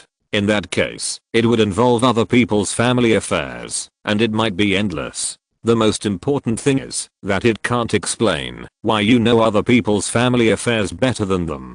The heaven is the other side of the starry sky, where various gods born from the stars live. Star spirits are the title of gods. Because they are born between constellations and stars, they are called star spirits, which means the spirit of the constellation. They have unimaginable powerful power, and their power comes from the starry sky. Lester stopped talking and didn't give the girls a chance to ask questions. He continued. Lysandra was confident in her own strength. After using ice magic to suppress the bear shamans in the war, she angered their master Valibar. In the storm, Valibar, the incarnation of thunder and lightning, easily used his claws to break the ice that was blocking the way and freezing the flesh. He disdainfully used thunder and claws to blind Lysandra's eyes. She was destroyed by the power of God. Even if her eyes were restored, she could not see anything.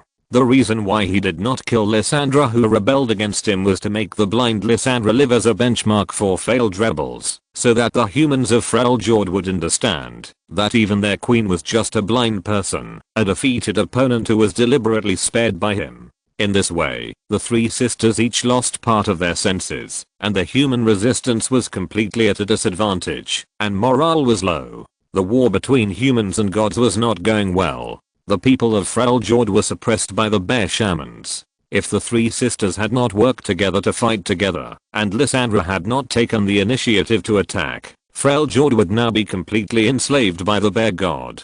The situation got worse and worse, until one day, Lysandra, who was walking in a dream, saw the darkness of the far north, and met the gods in the darkness, the Watchers. Watchers? Yes, Watchers. They call themselves Watchers. No one knows where they come from, or what their purpose is. They seem to exist under the darkness of the north, silently watching everything on the earth with their eyes. They were born from nothingness, and were seen by the blind Lysandra in a dream. In the end, Lysandra, on the condition of loyalty and welcoming the return of the Watchers, used the name of the three sisters to gain the support of the Watchers, obtained the forbidden magic of longevity, and also allowed the female sorcerers with magical blood in the tribe to obtain the title and ability of Iceborn.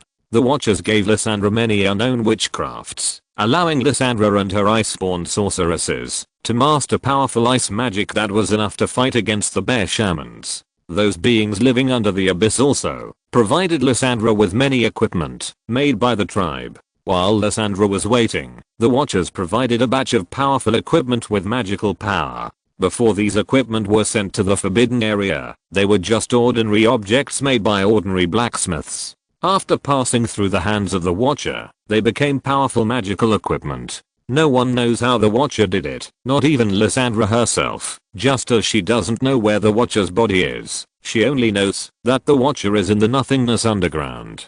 Hearing this, the angel sisters looked at each other and noticed something strange in their eyes. Lysandra herself doesn't know. How do you know? Is it really a made-up story? Ignoring the sisters' strange looks, Lester remained calm and continued to tell the story he had read. In this way, relying on the magic equipment and powerful ice warriors provided by Lysandra, the warriors who followed the three sisters gained the upper hand in the war and suppressed the bear shaman of Valibur and other powerful monsters. Humans began to gain the upper hand and began to be loyal to Lysandra, who provided them with equipment and magic. However, Avarosa and Cyrilda, two of the three sisters, began to doubt Lysandra. Just like those sudden magic equipment, they suspected that Lysandra's power came from an illegal source. When Lysandra only vaguely explained the source of power, it caused dissatisfaction among the sisters. Avarosa believed that such behavior deviated from the original intention of independence and freedom.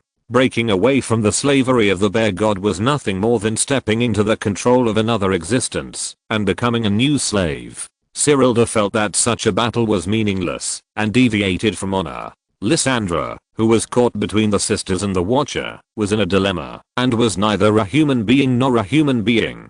After falling asleep, Lysandra kept offering the Watcher an oath of loyalty to delay time. After waking up, she had to comfort her sisters and told them not to act rashly. Unfortunately, the pale excuses were useless in the face of facts.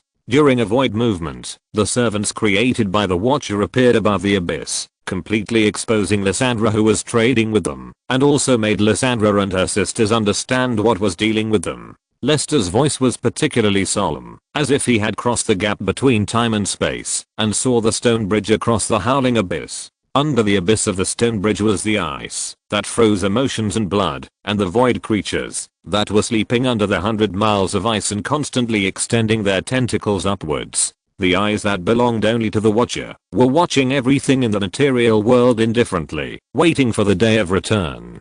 That was the end of all things and the greatest enemy of Runeland. After confessing, Lysandra brought her sisters to find Ornn, wanting him to help get rid of the Watcher. Unfortunately, Ornn was not interested in this. He was only interested in making things. And then, Ornn dug an unfathomable ditch as Lysandra requested, and used the star iron, or traded by the three sisters, to make a hammer. He built a bridge across the ditch to suppress and seal the Watcher, and that's another story. Well, you are all hungry too. What we should do now is to fill our stomachs. I don't know if you like to read this kind of story within a story. If you like it, deduct 1. If you don't like it, deduct 0, and I will write less in the future.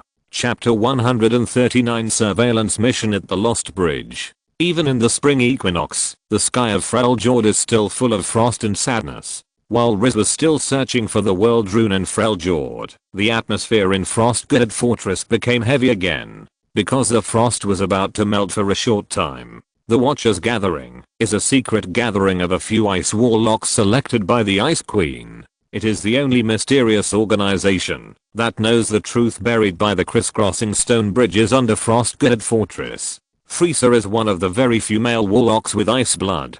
Frieza, who is qualified to be the wife of a war mother or even the only wife in the tribe, is just an ordinary ice warlock in the Watcher's Gathering. He often stares at the wind and snow outside the fortress in a trance, which is the direction of his birthplace. He would wonder, if he had not been sent to Frostgard Fortress, would he have become an ordinary man and lived a happy life with his husband? Then, he would stop thinking, because he was now Watcher, shouldering a huge mission, even if this mission would make him sacrifice his life for the Frost Witch one day, and that day had already come. Knock, knock, Frieza. Recognizing the woman's cold voice, Frieza sighed. The woman's voice during the day was completely different from that at night, so cold that it didn't seem like a person at all.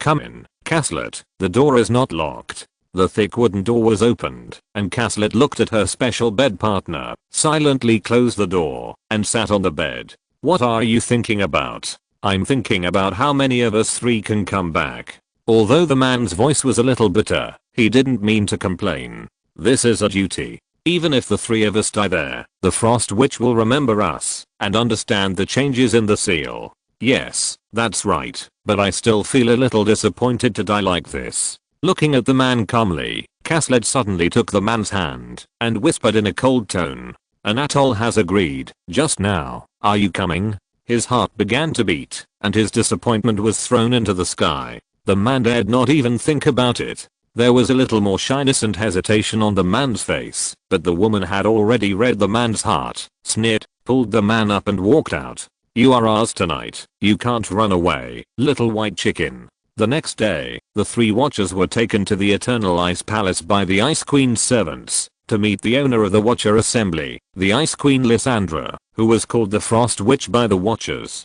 I saw peace in the darkness in my dream. The 3 people who fought all night looked at each other and then breathed a sigh of relief at the same time. Peace means that the possibility of survival will increase. Glancing at the 3 people expressionlessly, the voice of the masked Frost Witch was even colder.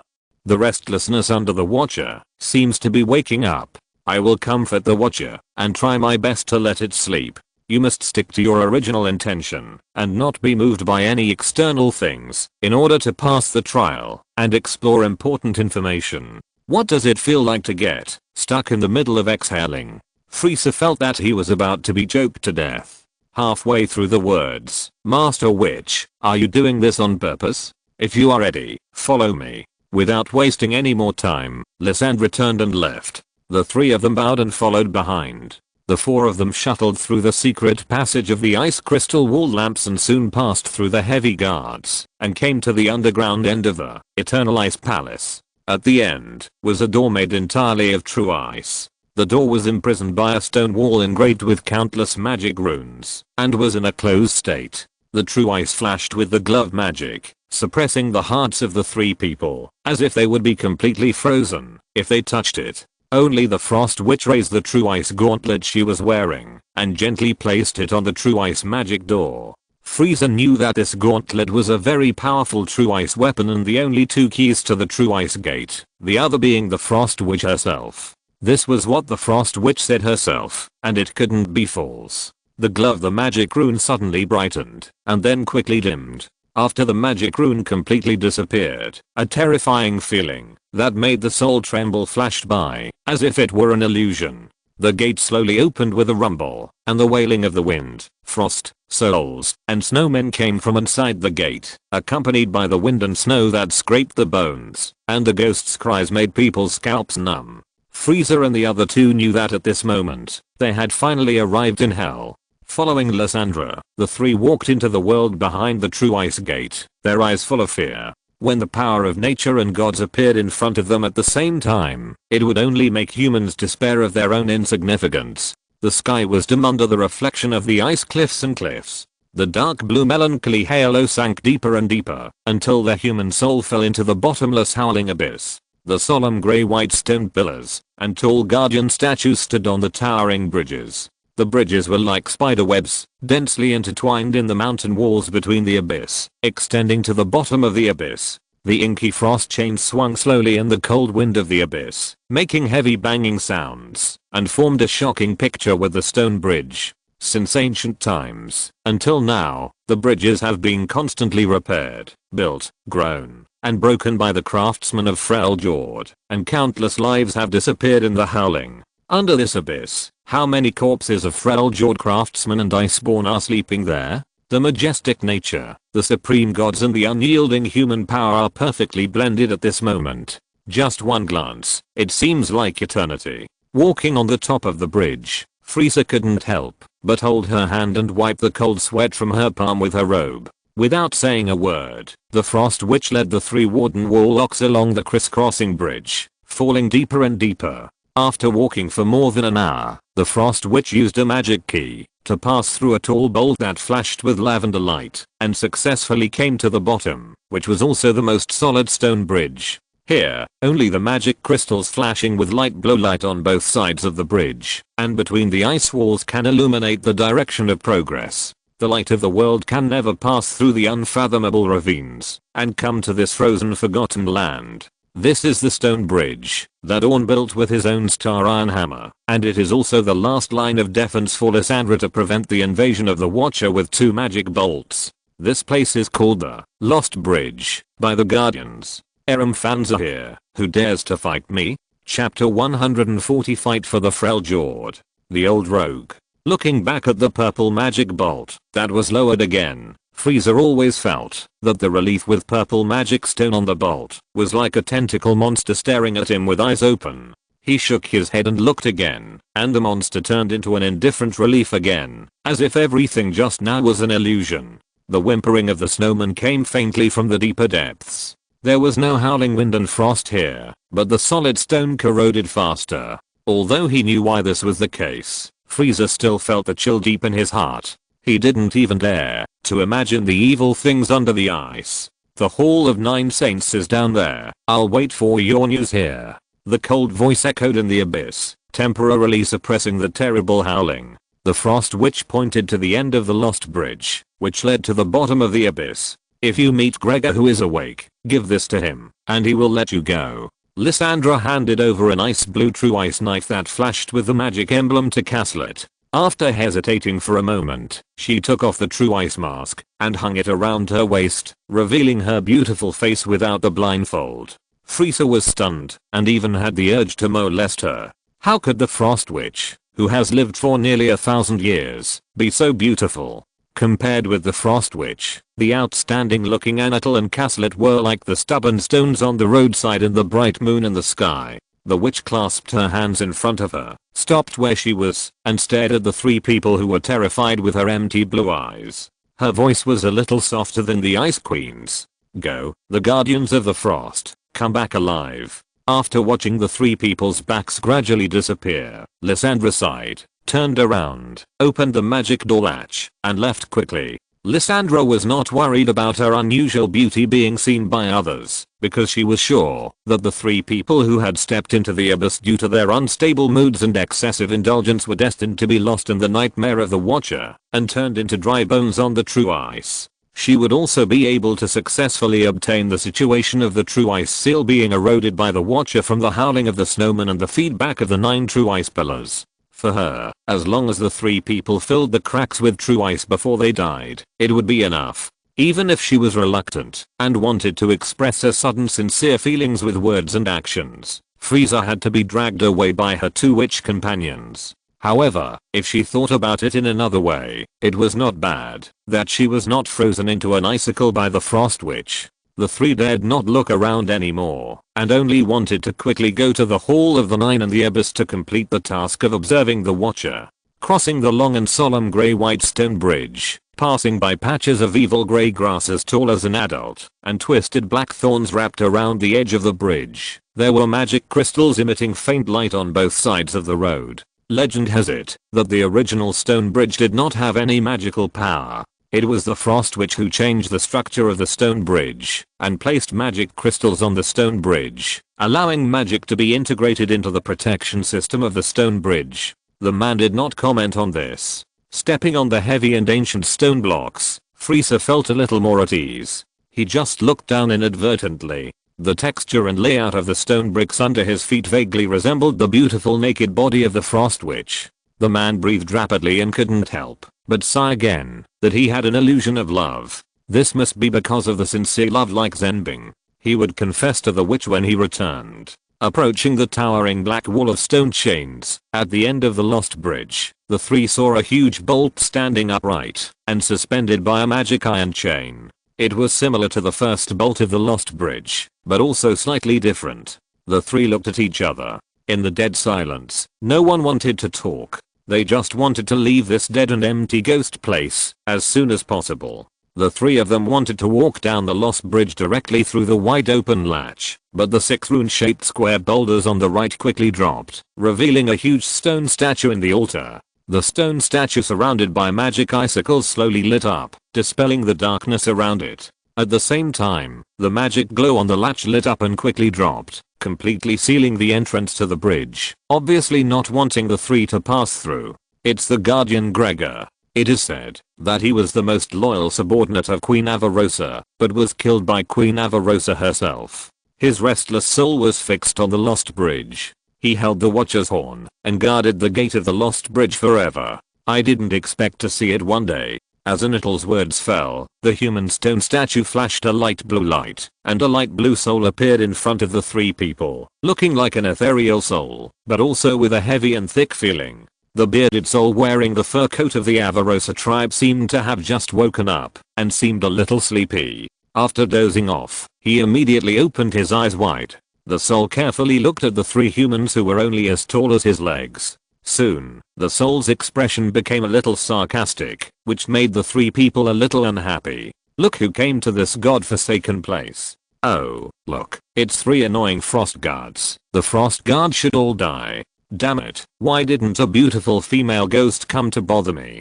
The remaining good impression was shattered by the polite greeting of the soul. Kathleen, who was standing in the front, changed her expression and became a little cold. I originally thought that Gregor, who was loyal to Queen Avarosa, was a great predecessor who was willing to sacrifice himself and guard the lost bridge alone.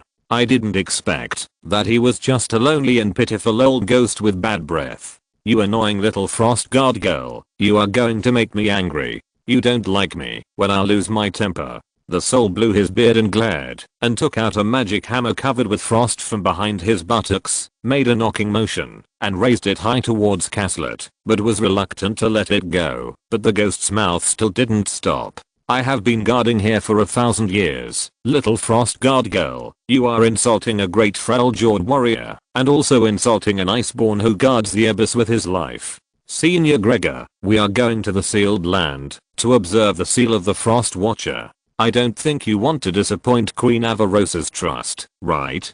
Frieza took a step forward, blocked in front of Caslet, and took the small ice dagger from the witch's hand. This is something the Frost Witch asked me to bring you.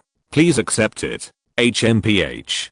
Gregor put the Guardian Warhammer back into the ice seat behind his buttocks, snorted coldly, and took the small true ice dagger with a disgusted HMM, and played with it for a while. It's getting more and more perfunctory. It's another order from the Frost Queen. A little thing that is useless except for being beautiful and ordering people around. Wait, why did I say again? Forget it. Maybe I slept too much and my memory is a little bad. But I can't masturbate after becoming a ghost, so how can my memory decline? Could it be that the soul will also dissipate through lust? After collecting the price for opening the magic latch, Gregor, who was mumbling, raised his arms, and his soul slowly enlarged and returned to the statue. Tell Lysandra to bring me a beautiful female ghost next time. When the runestone of the outspoken old rogue Avarosa rose again, the speechless muttering finally dissipated. The long sealed door bolt slowly opened, and an unsettling gaze enveloped the body. The three people looked solemn, knowing that things had reached a critical moment. Let's go. The Hall of the Nine is just below. Let's speed up as much as possible. Following the two female wizards, Frieza's heart became a little more gloomy. Did the relief on the magic door bolt just now smile at him? Chapter 141 The Secret of the Hall of Nine Saints. The Hall of the Nine is the most important place in the Howling Abyss, because it suppresses and seals the Frost Watchers. It is the first and most important insurance to isolate the calamity of the world. It was forged by the Frost Witch Lysandra herself. Under the deep and dark Bailey True Ice, there are countless corpses and broken bones, including the Queen of the Avarosa tribe and her free followers, as well as the War Mother Cyrilda of the Winterclaw tribe and the powerful Iceborn. The grievances and hatreds of the three sisters, and the entanglements between the tribes, ended in death. Everything was buried thousands of years ago. After the legendary Battle of the Three Sisters, in the last confrontation in the Abyss, no one knew the result, except the Frost Watchers and their masters. It was a desperate betrayal. All the ice bloodlines were transformed into the hardest and most powerful Bailey True Ice under the power of forbidden magic. The coldness froze time and space, isolating and sealing the tentacles that were about to come out in another world. The truth of history has long been sealed in the most mysterious library of Frostgard Fortress. In Freljord, even the name of the god who built the Lost Bridge and excavated the Howling Abyss is unknown. Only ancient ballads have been passed down in the mouths of grandmas. There are more myths that cannot be trusted. Walking down the Lost Bridge, in the dead silence, Frieza was shocked to see the endless true ice floor tiles and the 9 true ice pillars that penetrated the dome. He vaguely recalled the last words his grandmother said to him before she died, when he was a child. When the true ice breaks, the old furnace of Freljord will burn again, and the power of the ice bloodline will completely dissipate. Roar, roar, roar! Exclamation mark. Woo, woo, roar. Suddenly, the terrible roar of the snowman came from the icicles, which scared Frieza, and made him quickly come to his senses. He suddenly realized that there was indeed no magical element here. Here, mages are no different from mortals. Taking a deep breath, the man looked down. In the azure clear ice crystals, Frieza vaguely saw a faint purple light and a cold eye. When he looked closely, the purple light disappeared, as if it was just a beautiful light reflected by the ice, which was fleeting. The demon-devouring snowman sensed our presence, and began to get agitated. Anatel's voice was particularly cold, which was in line with her cold personality. Now is not the time to explore this. We are no different from mortals now, so we'd better get together and quickly check the seal of the true ice wall. Don't separate. Cassie held Frieza's hand, and Frieza held Anatel's hand. The three of them walked along the dead silent true ice wall into the darkness amid the roar of the snowman. They would first circle the true ice wall, then observe the damage of the 9 true ice pillars, climb up the 9 true ice pillars to the hollow in the middle, and fill the cracks and gaps of the 9 pillars in the true ice wall with the true ice fragments made by the snowman before leaving. In a place that the three could not see, or 1,000 meters deeper underground, in a space imprisoned by the purest true ice, a motionless illusory figure that was hundreds of meters tall seemed to wriggle a little. The azure true ice wrapped around the figure gradually changed from light blue to dark purple. There were decayed cracks on the dark purple true ice, no longer as indestructible as before. Gather. At a certain moment, the illusory figure seemed to expand a little more. The numbing sound of ice breaking rang out, but it quickly dissipated in silence. From beginning to end, no one knew. The cracks were slowly expanding, very short, but also long. No one knows that the Ice Witch, the Ice Queen of Frostgard Fortress, has a forbidden chamber extending from the 9 pillars of true ice in the Hall of 9 Treasures, a mysterious place that Lysandra herself calls the Chamber of 9 Pillars. Even the Frostgard wardens who are closest to the Ice Queen have never known about this forbidden place. The only ones who know about it are the living dead frozen in the 9 pillars of ice in the chamber, or the real dead who have merged into the ice wall and become carriers of true ice. After On built the Lost Bridge, Lysandra designed everything. When On left, the witch used all the power of Freljord to build the Hall of 9 Treasures with endless bones. Under the 9 pillars, the true ice wall suppresses the Void Watcher. In the 9 pillars, the true ice chains imprison the true ice maker. Above the 9 pillars, the true ice pillars freeze the dream builder.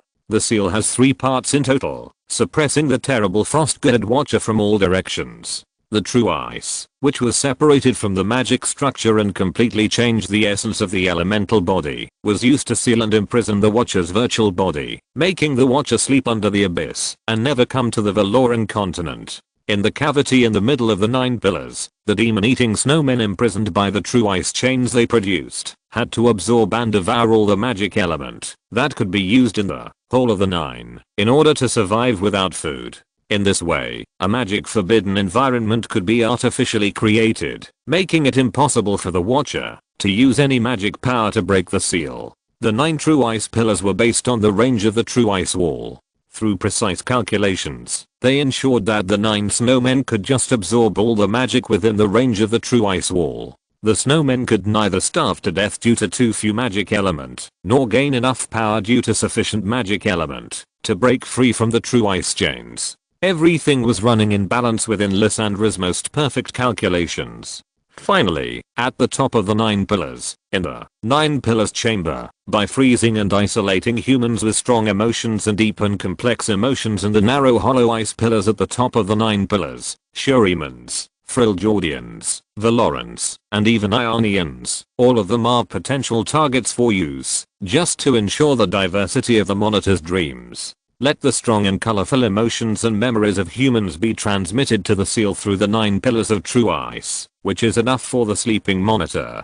to prolong his fictional dreams and taste the strong emotions and civilization history of humans in the dreams. Whether it is family affection, love, or even all kinds of dirty desires, negative emotions, hatred, jealousy, despair, The stronger and richer the human emotions, the easier it is for the monitor to indulge in dreams, and dreaming can slow down the monitor's activities and the speed of breaking the seal. This is the conclusion that Lysandra has reached long ago, and it will never be wrong. Only with these three measures can the Watcher be imprisoned in the seal by the true ice, instead of using its terrible magical power to deconstruct and destroy the Valoran continent and even everything in Runeland.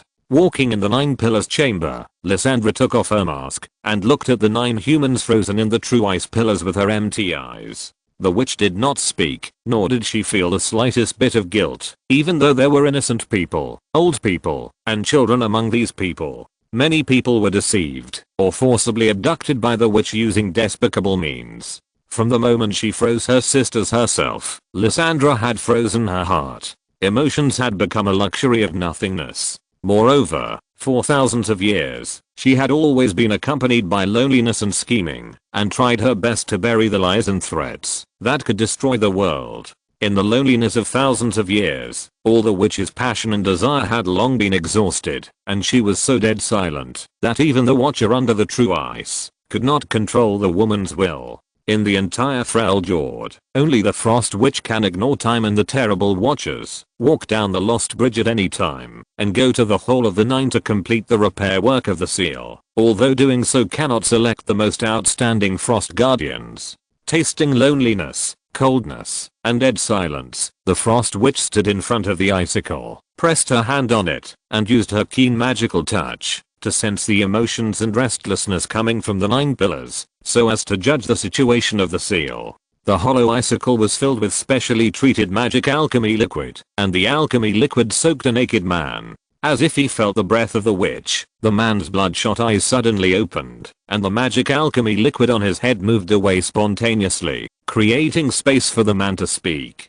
Taking advantage of the rare opportunity given by the witch, the man issued the most vicious curse. "I curse you, you dead liar. You vile and heartless iceborn witch bitch. You never let me see what your obscene body looks like until you lock me up in this frost prison. You stinky bitch. You think you can tame any man to complete your schemes and schemes. You are too arrogant. One day, you will crawl in front of man and beg for love like the most humble bitch. Your soul will be completely depraved.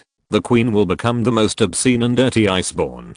Ha ha ha ha ha. You stinky bitch, give me." Listening to the dirty words that she had heard more than 3 times, Lysandra pursed her seductive pink lips expressionlessly, slowly put down her hand, and the alchemical liquid wrapped around the man's head again, blocking the man's vicious and ugly voice, and also cutting off the roar of the snowman and the indescribable empty whisper hidden deep in the icicle. Even the Watcher was a little fed up with this man, whose mind was full of his lower body. It's time to change people. Sighing, the witch thought about the new candidate for the icicle. Cursing is useless after all. If cursing can kill people, then there will be no living people in this world. It's like if the hardworking are the richest, then the richest person in the world will be the donkey, not the person who ties the donkey. The witch put her hand on the icicle again, but did not open the call channel of the frozen one, but just sensed everything in the Hall of 9 Saints. Generally speaking, the seal has not been damaged, and you are still sleeping in the dream, so what is the reason for a destroyer to become a little restless? For some reason, a blue-purple bald mage suddenly appeared in Lysandra's mind. Is it because of you? The wandering mage Rizu carries a heavy fate. As soon as the voice fell, the snowman in the Hall of 9 Saints stopped roaring, and the 9 pillars fell into silence again. The 3 active magic sources completely dissipated. Lysandra knew that she didn't need to open the bolt on the bottom floor. It was just that she had to go to Gregor's place secretly again. 3K Big Chapter. The details of the setting of the Hall of 9 Saints came from me. I'm waiting for the official book. Players who like the big battle should have some feelings about this chapter. Chapter 142 The Stalemate in the Underworld. In Emerald Territory, the battle under the Silver Mountain Range finally came to a stalemate. It has been 5 years since the first underground base was established. With steady progress, the number of underground bases has grown to 8. The deepest base is located in the exhibition room of the underground ruins. After the Emerald Territory warriors seized the exhibition room from the red-skinned demon rat, they used the hard steel frame and cement structure of the exhibition room to renovate the ruins, which could accommodate hundreds of people, in half a year. The damaged exhibition room has become an underground fortress for the garrison.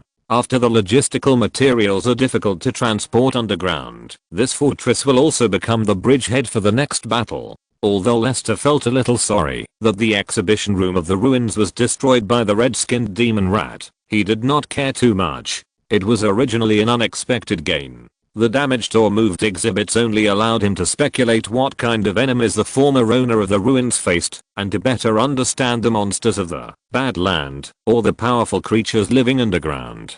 It was not very meaningful to him at this time. Only the red-skinned demon rats who have mastered the advanced technology of the ruins are the real enemies of the Emerald Territory. Although the red-skinned demon rats have been retreating step by step, Lester can't figure out the upper and lower limits of the rats. He is more and more vigilant in his heart, and always feels that the rats are plotting something. Such actions are more like luring the enemy deep into the depths. Nowadays, there are no subordinates or warriors with outstanding abilities who can easily eradicate the underground rats. The Angel Sisters have not grown wings and become terrible demigods. Lester doesn't want Rose, disguised as LeBlanc, to directly get involved in the matter of suspected world runes, so he can only rely on the Black Rose mages and loyal army. Caution is the only thing he can do, so he decided to go and see for himself.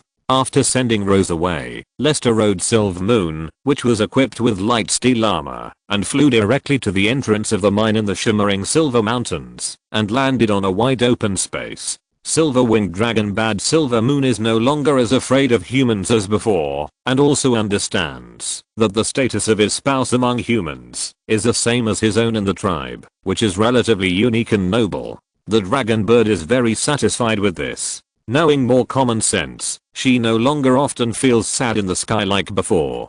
After all, her spouse often comes to visit her. Even though they are of different races, her spouse often does things with her that are not possible to lay eggs, making her happy. More importantly, her spouse gave her a human name 2 years ago. Zaya. Silver Moon, this is her name. Silver Moon is the name of the Dragon Bad tribe, representing the identity of the Dragon Bird Queen, and Zaya is a human name, which represents the feelings of her spouse for her. This incident made the Dragon Bird happy for a whole year. Yes, woo woo woo, Lester said softly, touching Zaya's chin. Zaya, don't wait for me here, go home first. Woo woo, she gently rubbed the man's arm with her neck, and Zaya.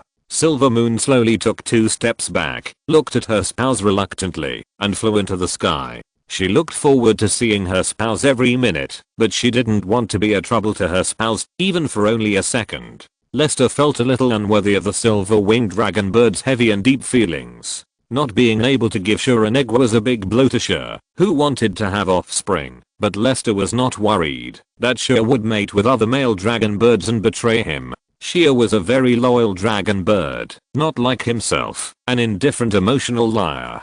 He even lied about the feelings of the dragon bird.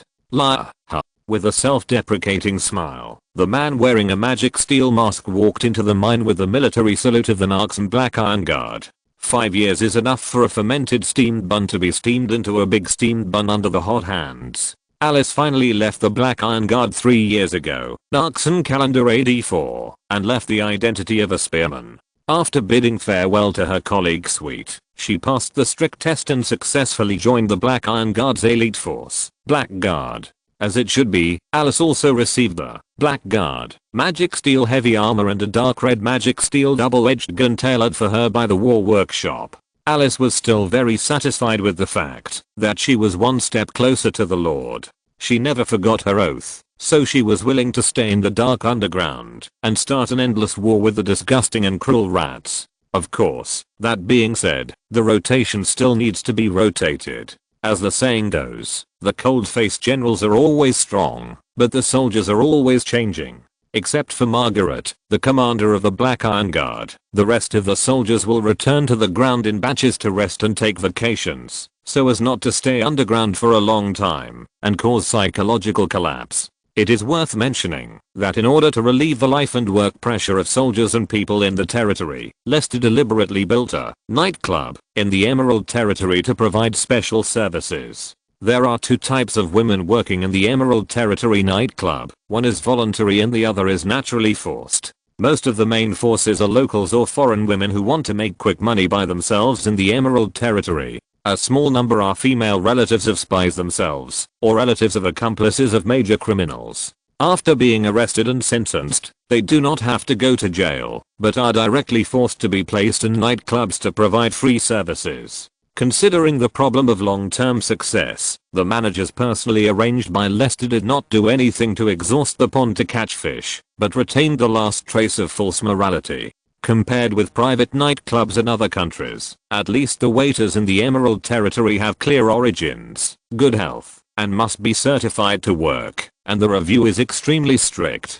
In the Emerald Territory, privately organizing the sale of silver is as serious as human trafficking, which is a capital crime, and will eventually be used as training materials by the Nightblade Killer. For the Emerald Territory that has developed to this level, Lester will not do dirty things such as forcing good women into prostitution. If there are not enough volunteers and everyone chooses to abide by the law, Lester would rather close the nightclub and find other ways to entertain the public, and will not force it to continue, let alone allow some illegal organizations to operate the nightclub privately. This is his bottom line. For Lester himself, there is nothing to hide about such a matter that is consensual. Even Demacia, which claims to be righteous and moral, and prohibits body transactions, has several shadowy places for pleasure, not to mention that in the killer organization in the previous life, many innocent and high quality girls were trained by the organization to become special killers from an early age. Every night, they had to kill hundreds of millions of men in training. This kind of thing is related to human nature, and it is better to open it than to block it. Since it cannot be avoided, it can only be mastered in one's own hands. At least in one's own hands, there will be no innocent victims. It can be said that the identity verification process of every volunteer entering the nightclub is comparable to joining the Black Iron Guard. Without a special audit certificate, it is difficult to sell oneself. Captain. Standing outside Margaret's room, Alice knocked on the door. Come in. The female Legion commander's cold voice is no longer immature as before, and has a bit more of the charm of a mature woman and the majesty of a superior. Knowing the private affairs between her own Legion commander and the adult she admired, Alice was a little envious. Pushing the door open, a girl in heavy armor walked in. If you're listening to this novel on a channel other than Fanfic World, it means they downloaded and uploaded it without effort. We cordially invite you to visit our channel, Mundo Fanfic Novelos. There you'll find the original version of this story and you can explore many other novels of various genres. We're waiting for you to immerse yourself in a world of incredible novels. Chapter 143 Temporary Change of Plan. Putting down the feather pen in her hand, Margaret turned her head and looked at the outstanding subordinate who walked in. The black gauntlet held a 1.8 meter long cold spear in reverse. The girl had neat black short hair that reached her ears, healthy wheat colored skin that was delicate and soft bright eyes, a straight nose, and a beautiful face. Even though Margaret was used to seeing the extraordinary beauties surrounding Lester, she couldn't help but be attracted by the unique small meal that was different from the delicacies. Alice, 21 years old, was originally a member of the Loke tribe.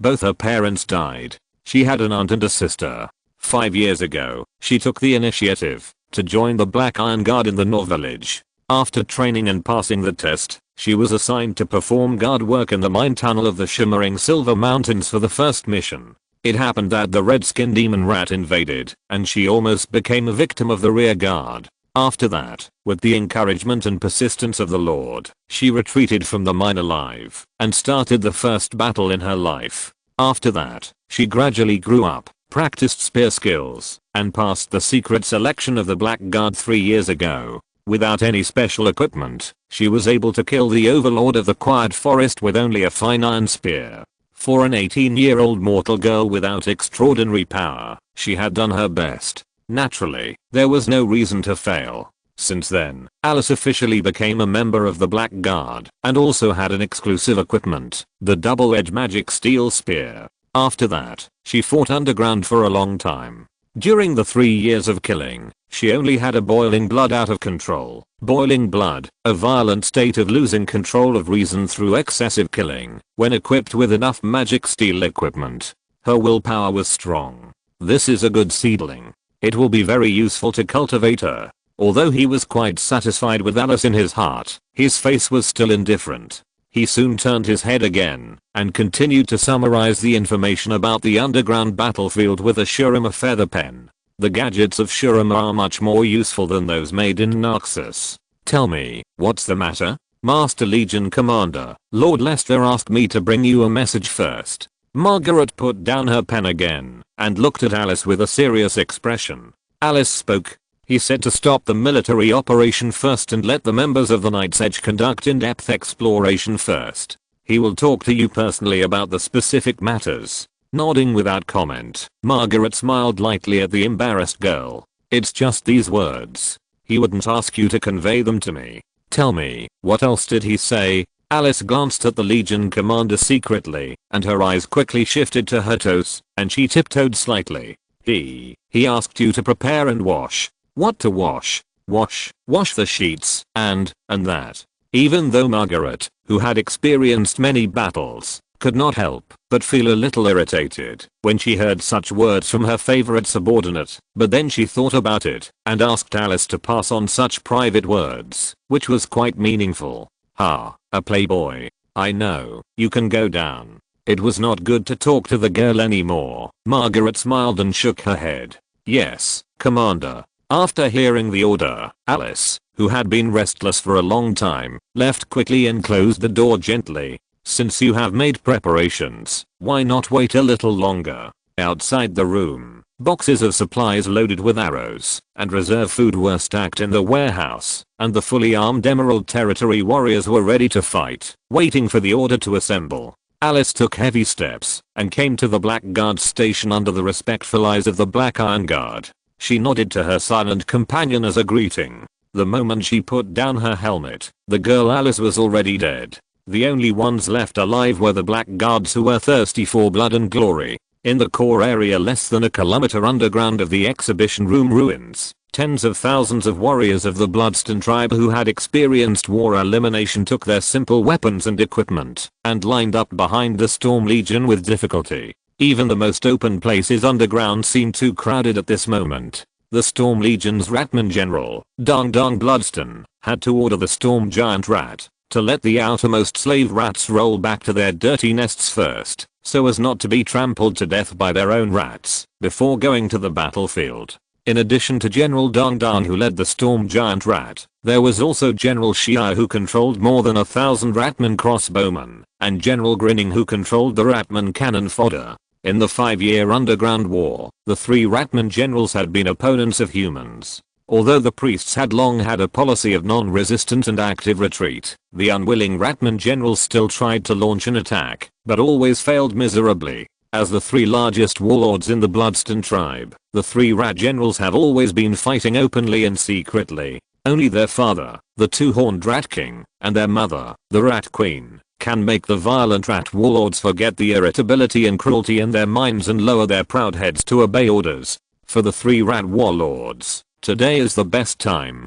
to obey their father's orders and wash away the shame of defeat, especially the general of the Storm Rat, who grinned. He changed into the Bloodstain axe made by the Rat Craftsman, which was heavier than the Bloodstain club he had thrown away before. Human, woman, kill and eat. Recalling the disastrous defeat and countless humiliations of escaping 5 years ago, thinking that he could cut off the head of the blonde woman, Dong Dong's murderous intent began to boil. In the formation of the Crossbowman Legion, the 1.5 meter tall General Shia carried his Bloodstain crossbow, glanced at the angry General Dong Dong, bared his big yellow teeth, and spit a mouthful of thick saliva on the ground with disdain. Squeak, squeak, squeak, idiot. The grinning general who controls the slave rats and sword shield Ratman at the outermost edge, is the smallest of the 3 brothers. He is only 1.3 meters tall, and is known as the Cannon Fodder General. He has never been liked by his brothers. Fortunately, his father, the 2-horned Rat King, still gave him the authority he deserves. He also relied on his wisdom to control the largest rat army. If it were the other two brothers, no one could control tens of thousands of ratmen without causing riots. This ability also made the Rat King value him more. In this attack, the warriors under his command will play the most important role, sucking the last drop of human blood, and then the elite warriors of the brothers will completely strangle the enemy. The assembly of the Legion did not meet the expected requirements. The order of the Ratmen was still chaotic. Many Ratmen were even inspired to kill. After being trampled by their own people, they raised their weapons against their compatriots with red eyes. Just in the short time of lining up, hundreds of Ratmen died in the chaos. This scene in front of them had to force the one-horned priest to invite the two-horned Rat King out quickly to avoid causing greater riots. In his opinion, instead of listening to the Rat King and learning the human order, it would be better to follow the nature of the race and gather the army in his own way. Of course, he was just thinking about it, just like he would look at the beautiful Rat Queen protected by the Rat King with a hidden greedy look. He only dared to think about it, unless. Chapter 145 Pre-war meeting, counterattack. The magic steel shield blocked the front. The crossbowmen and spearmen took turns to fight, and the wizard cast spells and assisted in the back. With the advantage of terrain, the soldiers of the Emerald Territory successfully blocked the crazy rat tide outside the ruins, giving the more than 300 people in the ruins a chance to breathe. Elemental shock. This has never happened before. In the absence of Meredith, the wizard user of the Black Rose tried to use the crystal ball to convey the message to Meredith, but found that the magic element was seriously disturbed and could not transmit information stably. The male wizard put down the crystal ball with a solemn look. It is certain that there is a powerful source of magic interference within 1,000 meters. Not only did it make the magic out of control, but it also affected the state of the Ratmen. In the previous battles, the Ratmen have never had such a crazy and unified offensive behavior. Looking at the big rats that died fearlessly at the fortress pass, Lester understood that the male wizard was telling the truth. The Ratmen looked like they were going to fight to the death. Lester, who could sense the chaos of magic, nodded, indicating his approval of the male wizard's words. The man looked at Morris and the other 4 Nightblade assassins and said in a deep voice, "Did you get any information about the number of Ratmen from your previous exploration?" Some inaccurate guesses. Recalling the dense traces of gnawing that he saw while going deep underground, Morris's expression was a little grim. Judging from the traces of activity, a large rat nest of underground rats has about 5,000 rats, and a small rat nest has more than 2,000 rats. In the past 5 years, we have destroyed 6 large rat nests and 9 small rat nests. If those rats we killed are considered abandoned by the rats, a conservative estimate is that there will be more rats still alive, and the number of rats underground will reach more than 50,000. The most important thing is that we have never found any trace of the Rat King and the Rat Queen. They are hiding very well. If the number is really more than 60,000, then we will surely die if we defend it. Just talking about the problem of food, even if the daily ration is reduced by half, we will not be able to hold out for more than a week, not to mention that we are still in a high intensity combat state, and the loss of medicines and equipment is very serious. Conservative estimates show that under strict food control, we can only hold out for 5 days before running out of food, and we will use up the herbs and bandages we carry in 3 days. In the blocked underground, we have no food at all, except the disgusting rats. Margaret analyzed the current logistics situation with a gloomy face, which made everyone present look unhappy. To put it bluntly, if these rats were always so crazy and fearless, they could even kill everyone present in the ruins and drain every last drop of blood. These rats have wisdom that is not inferior to that of humans. They seem to be retreating step by step, but in fact they are luring the enemy deep into our territory, turning passivity into initiative, leaving us isolated and helpless, and then annihilating us all at once. The question is, what is their motive for doing this? Is it just because we came here and they want to eat hundreds of us? Or do they have other purposes? Why didn't they do this before? Lester's words made everyone present fall into deep thought. Motivation is a very important factor. The previous strongholds are not far from here. Under the same conditions, why did they choose this day to launch an attack? And they are attacking a more complete, easy to defend and difficult to attack reformed fortress. Unfortunately, such questions are destined to have no answers without sufficient intelligence support. Unfortunately, we don't know when the Ratmen launch the attack. Perhaps they need to reduce the population due to insufficient food, or perhaps they think they can get more at this time. The most important question now is, how can we change this situation? With some calculations and ideas in mind, Lester looked at other people, wanting to hear their ideas. Knowing what Lester meant, Margaret spoke first. The Ratmen have their own command system. It is definitely not a solution to hold on and wait for help. We must send out elite troops and give priority to killing the commander of the Rat group and destroying the command of the Rat group. We have more advantages in elite troops. Nodding, Lester looked at the hesitant wizard user. User couldn't continue to hesitate, so he could only speak slowly. We have been fighting the Ratmen for 5 years. As we all know, the Ratmen are very timid. Even if they have a short-term frenzy, they will never maintain it forever. Normally, breaking their lines, or using black magic to kill them on a large scale, is enough to scare them off. The reason they continue to attack us in a self-destructive way, like now, is because of some non-magical factors.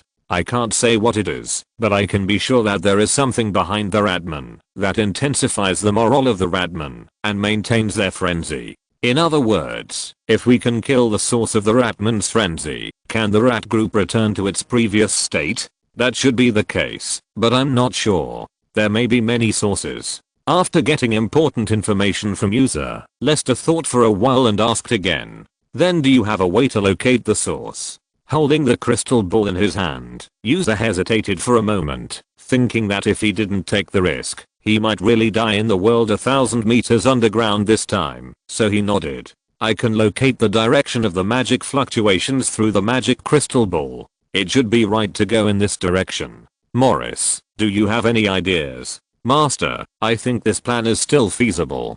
Pointing to his companions, Morris, holding the magic steel spear, whispered respectfully. Let the Black Guards lead the way, and the Nightblade Assassins will be the support. We will protect Master User and kill the Rat Commander along the way. We just need to find a way to guard against the Rat Crossbowmen. In addition to the corrosive liquid, only the magic steel crossbow arrows can cause damage to us. Can't we bring the big shield? Lester looked at the big shield with hundreds of magic steel crossbow arrows inserted and could only shake his head. Putting aside the issue of convenience, without the magic steel big shield to block the Rat crossbow arrows, the casualties of the soldiers will increase instantly. My Blood Knight's square magic steel shield has been tested for performance in the war workshop.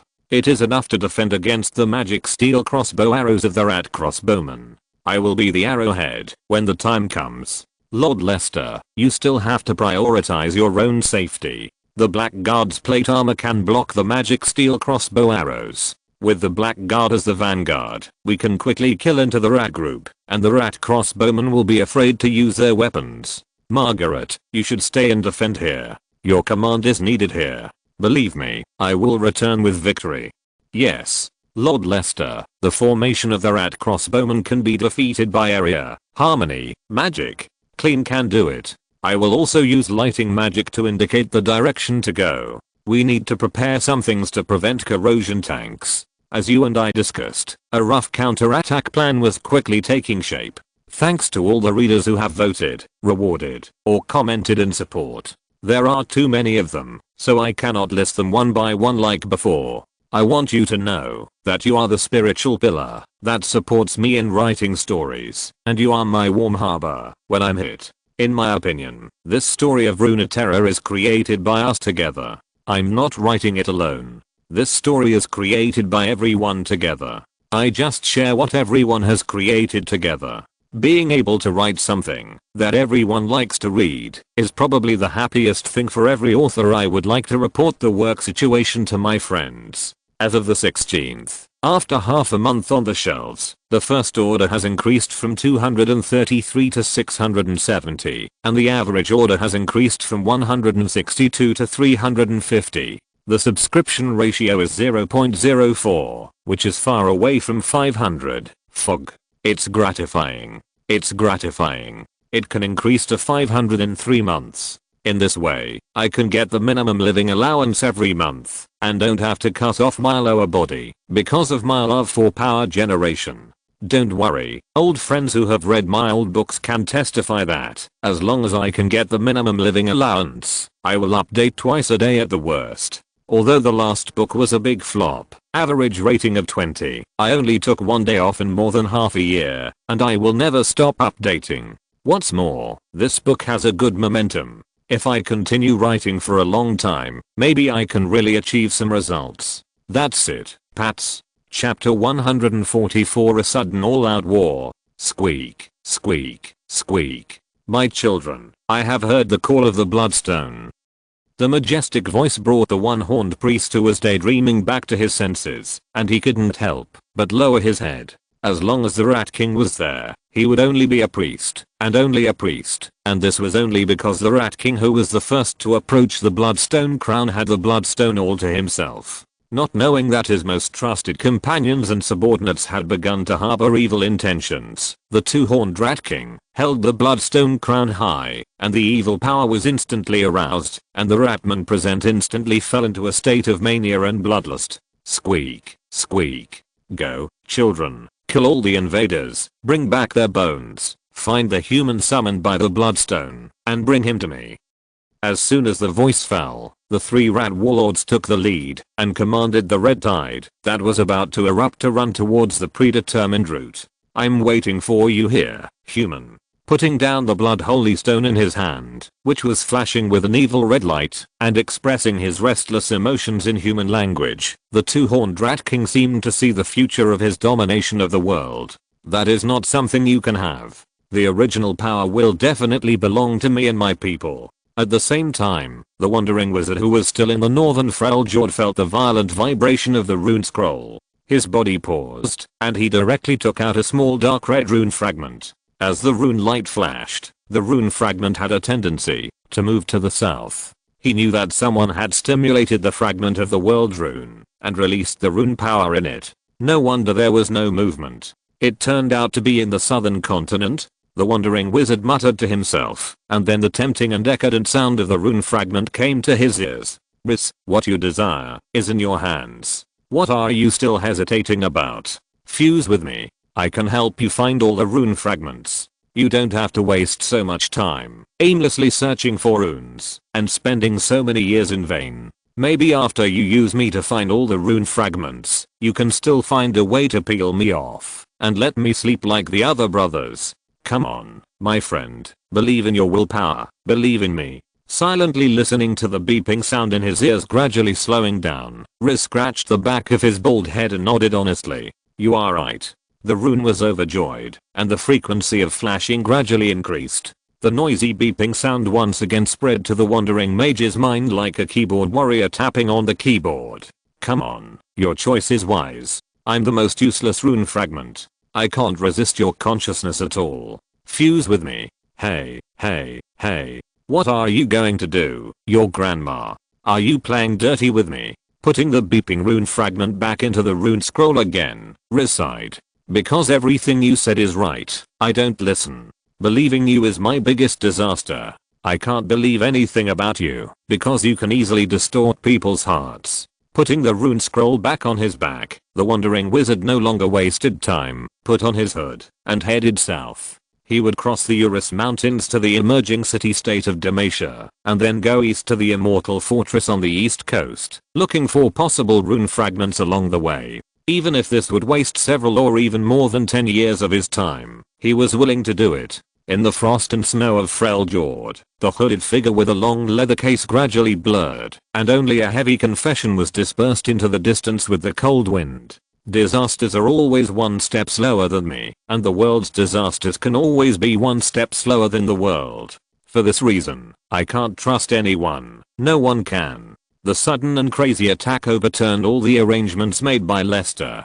The war of life and death always came suddenly, making all the plans and arrangements a joke. Just like a wealthy man, no matter how rich he is, he will not know if someone is aiming a scope at his head the second he steps out of a bulletproof car, and he will not know if his head will explode after the killer pulls the trigger. Even more often, Men do not know whether the person who calls him dad every day is his child, or whether his girlfriend is really playing a spinning bike without any additional devices, while panting at her besties house. Accidents always happen inadvertently. Countless ratmen came from all directions, directly cutting off everyone's retreat, dividing each stronghold into an isolated and helpless death zone. The war was in a fierce state from the beginning, and the soldiers of the Emerald Territory were at an absolute disadvantage in terms of numbers. There are 3 underground fortresses in the 8 strongholds, including the exhibition room ruins at the front. On weekdays, the 3 fortresses are linked by the other 5 strongholds. Each fortress has more than 100 soldiers stationed. There are only a dozen soldiers in each small stronghold responsible for patrolling and transmitting supplies and messages. At this moment, the soldiers in the 5 small strongholds were instantly overwhelmed and easily torn to pieces by the Radtide. The fortresses made of cement and steel are still struggling to support. With the help of terrain and space, the soldiers guard the narrow passages and use the local combat power advantage to offset the absolute strategic disadvantage in number. Being blocked in the ruins by countless Radtides, there was no need for Lester to give orders. The soldiers arranged by Margaret immediately blocked the crazy Radtide. Thanks to the terrain that is easy to defend and difficult to attack, the soldiers who were ready to go easily defended the fortress pass. From the front view, the underground ruins are roughly in the shape of a right-angle trapezoid. The entrance and exit are at the acute angle of the trapezoid. It is just a narrow passage that is no more than 3 meters wide and no more than 4 meters high. The rest of the place is made of steel and concrete. It is extremely solid. In a short period of time, even the ratmen cannot easily dig another attack path with the bloodstone shovel in their hands. The fighting soon dyed the ground red. Piles of rat corpses blocked the entrance and exit. The crazy ratmen retreated. But before they had time to breathe a sigh of relief, the flying cans forced the soldiers back. It's an air blast corrosion can. Get out of the way. Within 2 seconds after the soldiers retreated, the clay cans that exploded in the air were swayed on the pile of corpses. The green corrosive liquid extracted from the underground cave creatures, acid worms, melted the ratmen's corpses. The 2-meter-high hill quickly melted into a pale green sparse white bones, and the terrible corrosive liquid began to evaporate into the air. Natural wind. The Wizard of the Black Rose skillfully waved his staff and used wind magic to blow away the corrosive gas that was drifting towards the soldiers, but it caused the ratmen hiding outside to suffer a lot. Seeing that the corrosion tank had a counter effect, General Dong Dong asked the sacrificial rats to retreat and once again let the slave rats drip with acid worm corrosive liquid to launch a suicidal attack. As long as there is enough time, he is confident that he can break through this disgusting tortoise shell. Because at the same time as the attack, there are 2 other waves of ratmen who are frantically waving bloodstone excavation tools, corroding the hard soil and stone. Once the 2 passages are opened, humans will definitely not be able to withstand the attack they launched. Humanity, all, must die. In response to Guangda's fencing request, blushing, the rules for the extra chapters of the short Xuanxiang during the Spring Festival holiday are as follows. Sharp sword, sharp eyes. First, calculate the cumulative number of monthly votes in January at 12 o'clock noon on January 31st. The calculation formula is the cumulative total number of monthly votes in January, 100/50 equals rounded equals the number of extra chapters during the holiday, minus 100 is, because the 2 chapters added by the 100 are put into the 5 chapters on January 2nd, 5 plus 2 on January 2nd, a total of 7 chapters, capped at 15 chapters, 850. 100 equals 750 votes. It's impossible to reach it, as expected. It should be more than 300. Second, what?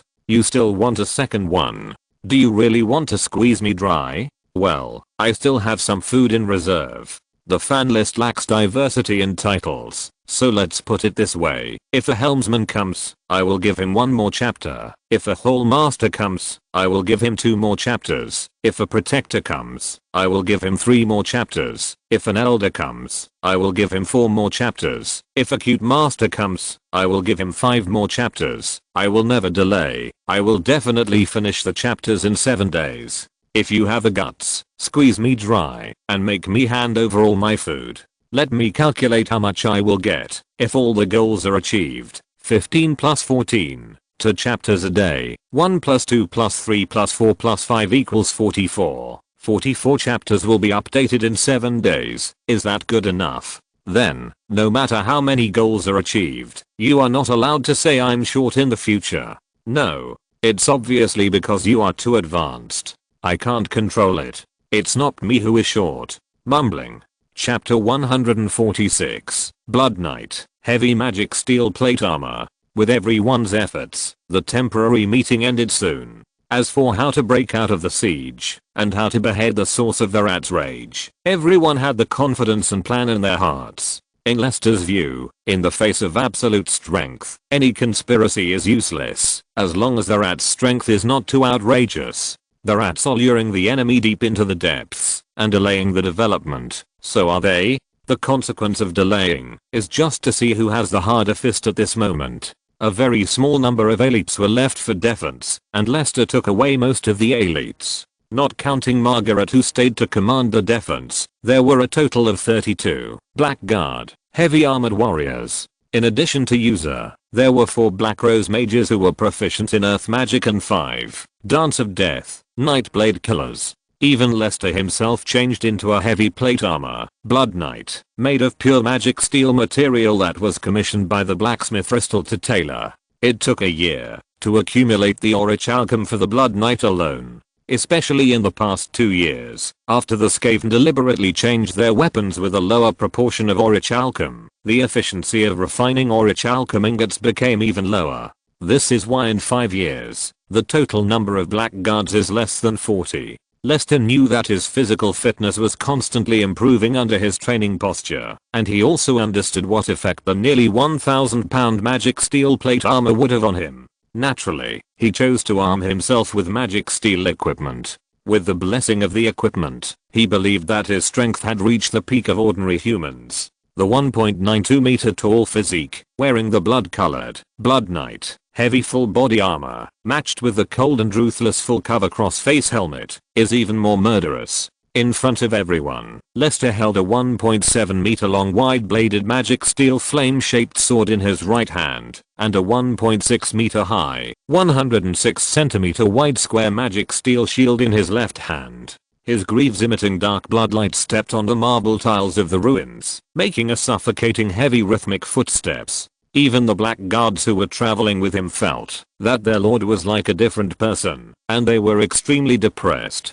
Fortunately, Lester quickly relieved everyone's pressure with words. Follow me, and after I kill you, if you feel like you're about to enter a boiling blood state, go back and change positions with your companions to rest. According to Lester's request, the 43 people who were going out lined up in a triangle, with Lester as the acute vertex of the triangle, the Blackguards as the 2 sides of the vertex, and the bottom side consisting of 5 flexible Nightblade killers. Around the 5 black wizards, there were more than a dozen Blackguards holding shields who formed a flesh wall with their bodies to prevent sudden cold arrows, and were ready to step forward to replace their companions who retreated. Alice was arranged by Lester on the left-hand side, which made the girl holding the magic steel spear feel honored and satisfied. You will die at any time if you go out. No one will stop for you. You can only kill, and continue to kill. There is no choice. You will be surrounded by tens of thousands of brutal rats.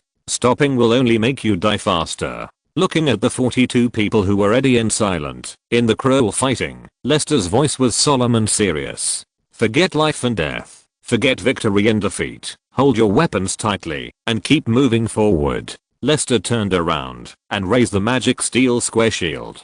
Be ready. Follow me and kill. The heavy footsteps reached everyone's ears again, and the man began to move forward. The Narcs and Black Iron Guards and Shadow Crossbowmen blocking the front spontaneously made way. The living people whose limbs were melted by the corrosive liquid, the dead people whose chests were pierced by magic steel crossbow arrows, the wounded soldiers who were still gasping and struggling, and the soldiers who were about to be at the forefront, all retreated behind the man. At this moment, only Lester, who was emitting bloody brilliance in the halo of torches and oil lamps, was the only focus and the hope for the survival of hundreds of people.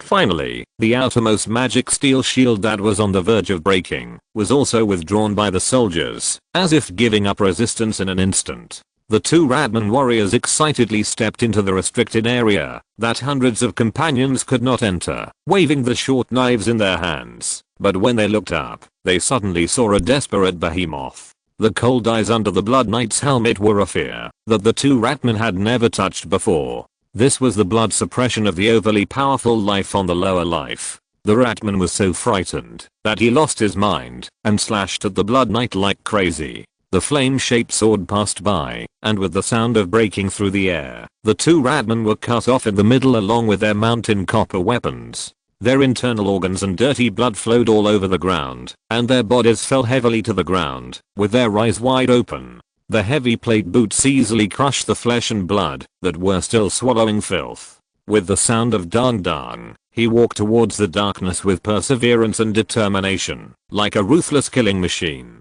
The Ratmen along the way were easily cut off by the flame-shaped sword, just like butter cut by a hot knife. One person killed dozens of Ratmen's defense line in the opposite direction and pushed them out easily. 4,000 Jin heavy armored warrior is equivalent to a heavy tank that crisscrosses a battlefield. Attracted by the shocking scene, even the blackguards following Lester couldn't help but slow down their heartbeats, and then they worshipped the Lord's power crazily. Following such an invincible lord, how could rats be opponents? And for the girl Alice, if someone wanted her to fight a life and death battle with Lester, the girl would position herself as absolutely not. Because she didn't want to die meaninglessly, she only needed one sword to die under the Lord's murderous intention. Behind the fighters, watching her man disappear in front of her, Margaret took a deep breath, clenched the double-edged scimitar sword in her hand, pulled down her helmet, and called on the shocked soldiers of the Emerald Territory. The Lord will return with victory. Cheer up. Reorganize the formation. Establish a defensive line. Defend the position. Yes, Legion Commander.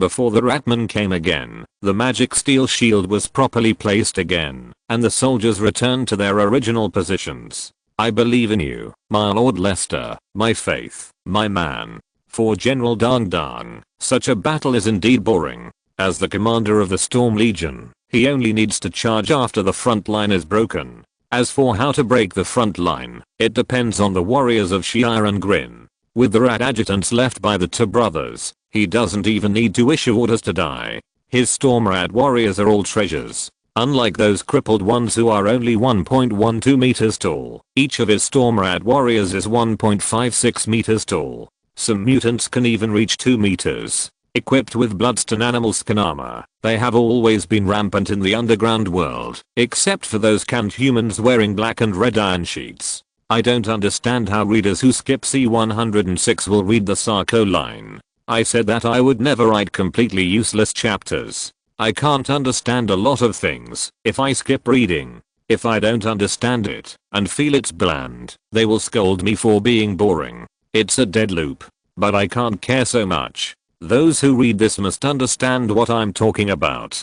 I'm only saying this for the last time. If you want to skip, just skip. Spread your hands. Chapter 147. The slacking mouse is the cutest. Putting aside the number, 1 storm rat can beat 10 Skaven warriors and 100 slave rats.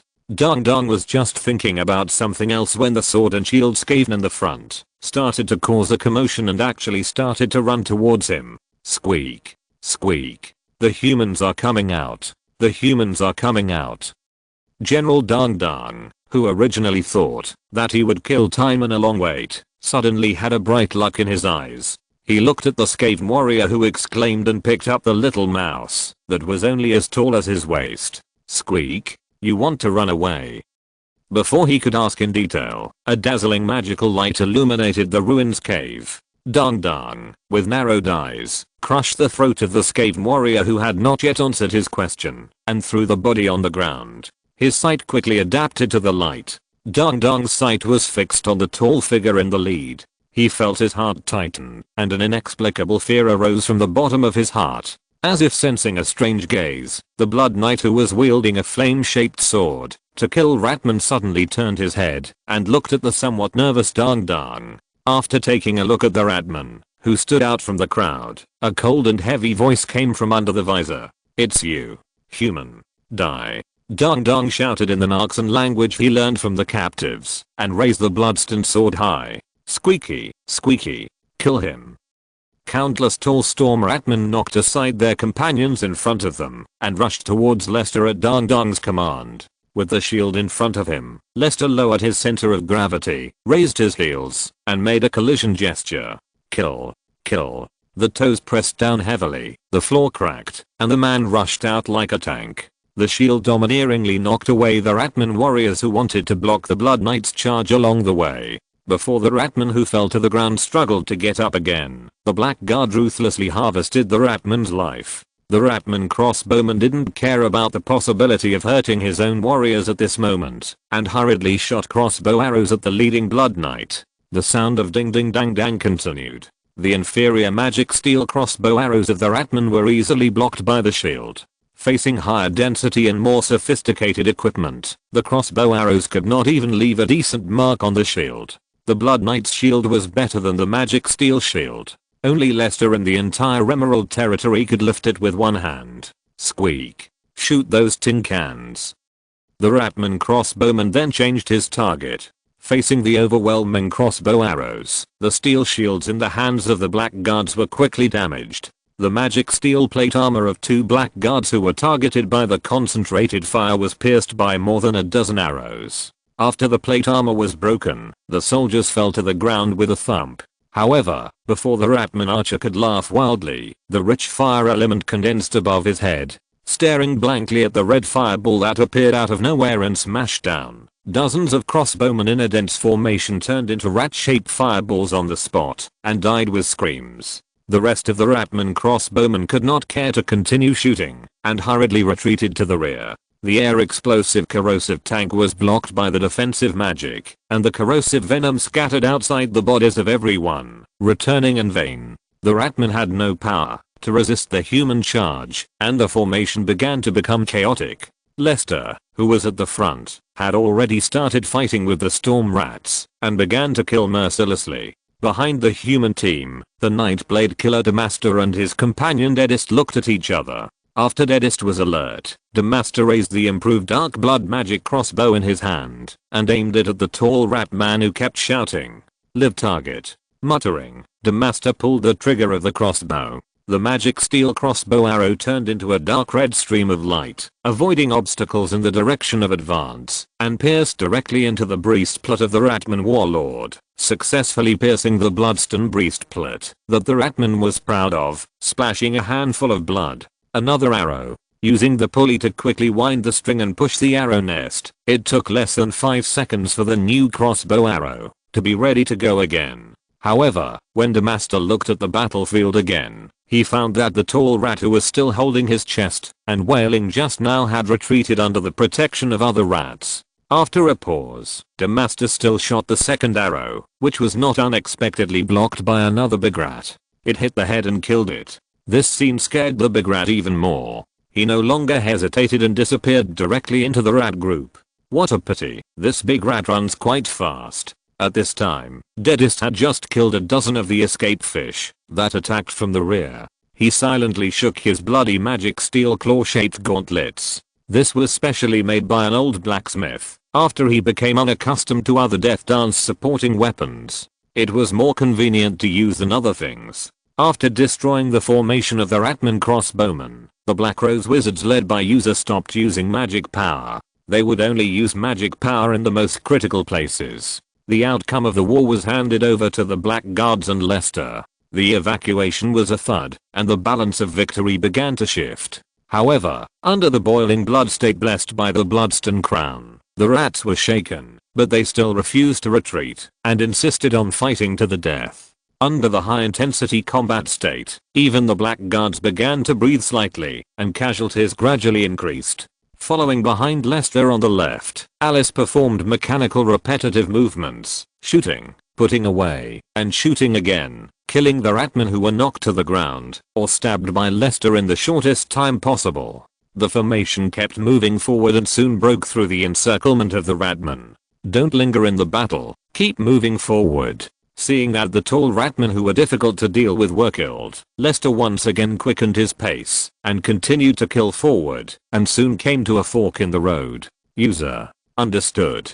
The new magic guide mark shone in the man-made cave, dispelling the darkness. The battle is still going on. In the underground rat nest, in the empty ruins workshop. While his companions were summoned by the Bloodstone to attack humans, the flower rat was sneaking around. For the rat, it was not so much fishing as fighting against the killing instinct from the Bloodstone. He hated picking up weapons and killing like a reckless man. Of course, this had nothing to do with his big head and small arms. Yes, absolutely nothing. Go, kill all the enemies you see, harvest their souls, and destroy their bodies. Shaking the 3 red hairs on his head, the squirrel stroked his white beard and T-shaped face, and the dark circles under his eyes like a panda trembled comically. Don't think of letting Shushu go to die, you idiot. Cursing at the murderous whispers that kept coming from his mind, the squirrel curled up on the ground, tapped his feet, put them in front of his little nose, and sniffed with his eyes rolled up. Ugh, it stinks. Chapter 148 Revelation of the Holy Stone. Although he said it stinks, the mouse put his short claws on his feet again and tapped them, repeating the action from the last time. Didn't I wash my feet yesterday? Why are they so smelly? No, it shouldn't smell like this. No, I'll smell it again. Just as he was enjoying the rare tranquility and sour smell, footsteps were heard outside the workshop. The flower rat trembled, and the 3 red hairs that stood up high quickly withered. The terrified mouse hid directly in the closed rune energy converter next to him. As for why he had to call the pile of balls and stones that his companions called rune energy converter, the mouse said that he was not a group of idiots with undeveloped brains. If you haven't eaten pork, you must have seen pigs run. Do you understand what is called wisdom beyond ordinary mice? Squeak. Who's still there? Gently closing the rune steel door of the rune energy converter, the flower rat in the dark could hear that it was the voice of the unicorn priest. I can't be discovered by this self-righteous old guy, otherwise I will definitely be finished. In his heart, slandering the one-horned priest of the ratman who was below 1 rat and above 10,000 rats, who as issue held his breath quietly, waiting for the footsteps to approach and then gradually go away. Even when the footsteps were completely far away, who as issue did not make any sound or walk out of the inner chamber of the talisman converter. He did not believe that the cunning one-horned priest would leave so easily. Did I hear it wrong? I said how could there be a ratman who could resist the control of the Holy Bloodstone? Narxan language. It was not until half an hour later that a sigh came from the outside world and who as issue was completely relieved. Old man, compared to me, you are still a little young. With a smug smile, who as issue kicked his feet again.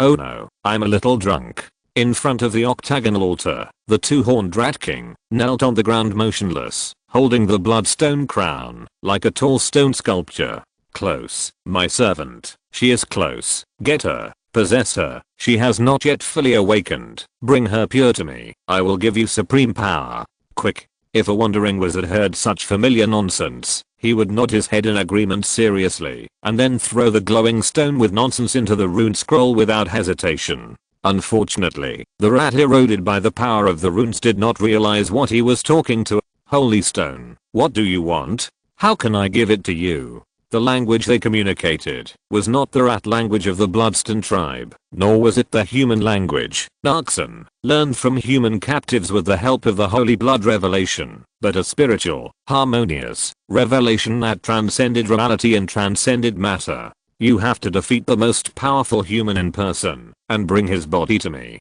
He is here. Go, my servant. Do not hesitate any longer. Use the power I give you to defeat him. I can't wait to possess her. Hurry up.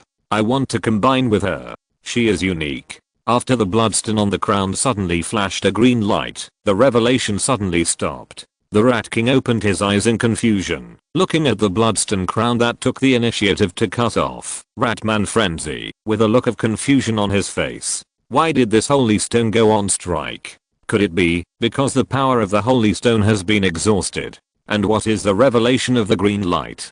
Could it be that the other holy stone is green? Subconsciously, he wanted to put the bloodstone crown back on the 9th corner of the octagonal altar, but the impatient revelation of the holy stone came again. my servant, use my power to defeat humans uprightly, put on your crown, and go. After hesitating for a while, the Rat King still obeyed the arrangement, and put on the bloodstone crown. Standing up from the ground, although he still didn't understand why the Holy Stone suddenly lost its composure, the Rat King knew that this was actually a good thing, because the Holy Stone exposed its weakness, and if it had been weak, he could take advantage of it and make the relationship between the Holy Stone and himself closer. The Rat King had always known that the Holy Stone had been using him, but he was willing to be used. Only those without value would not be used. Moreover, if the Holy Stone had not chosen him, he would not have become the king of the underground, let alone create a huge tribe.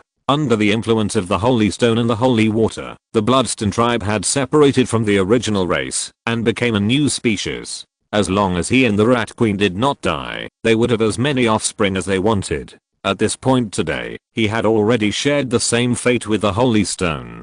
If he could satisfy the Holy Stone's desire, then the Holy Stone would rely on him more and let him gain more powerful strength. Moreover, according to the Holy Stone, if he obtained the Her in humans, the power of the Holy Stone would be even stronger. After thinking for a while, the Rat King turned around and was about to close the door of the altar where the Rat Queen was, when he saw the one-horned priest hurried over, his two mustaches curled up anxiously. Rat King, something bad has happened. Rat King, something bad has happened. The Rat King was willing to be more patient with his most loyal subordinate. What's wrong, my chief priest?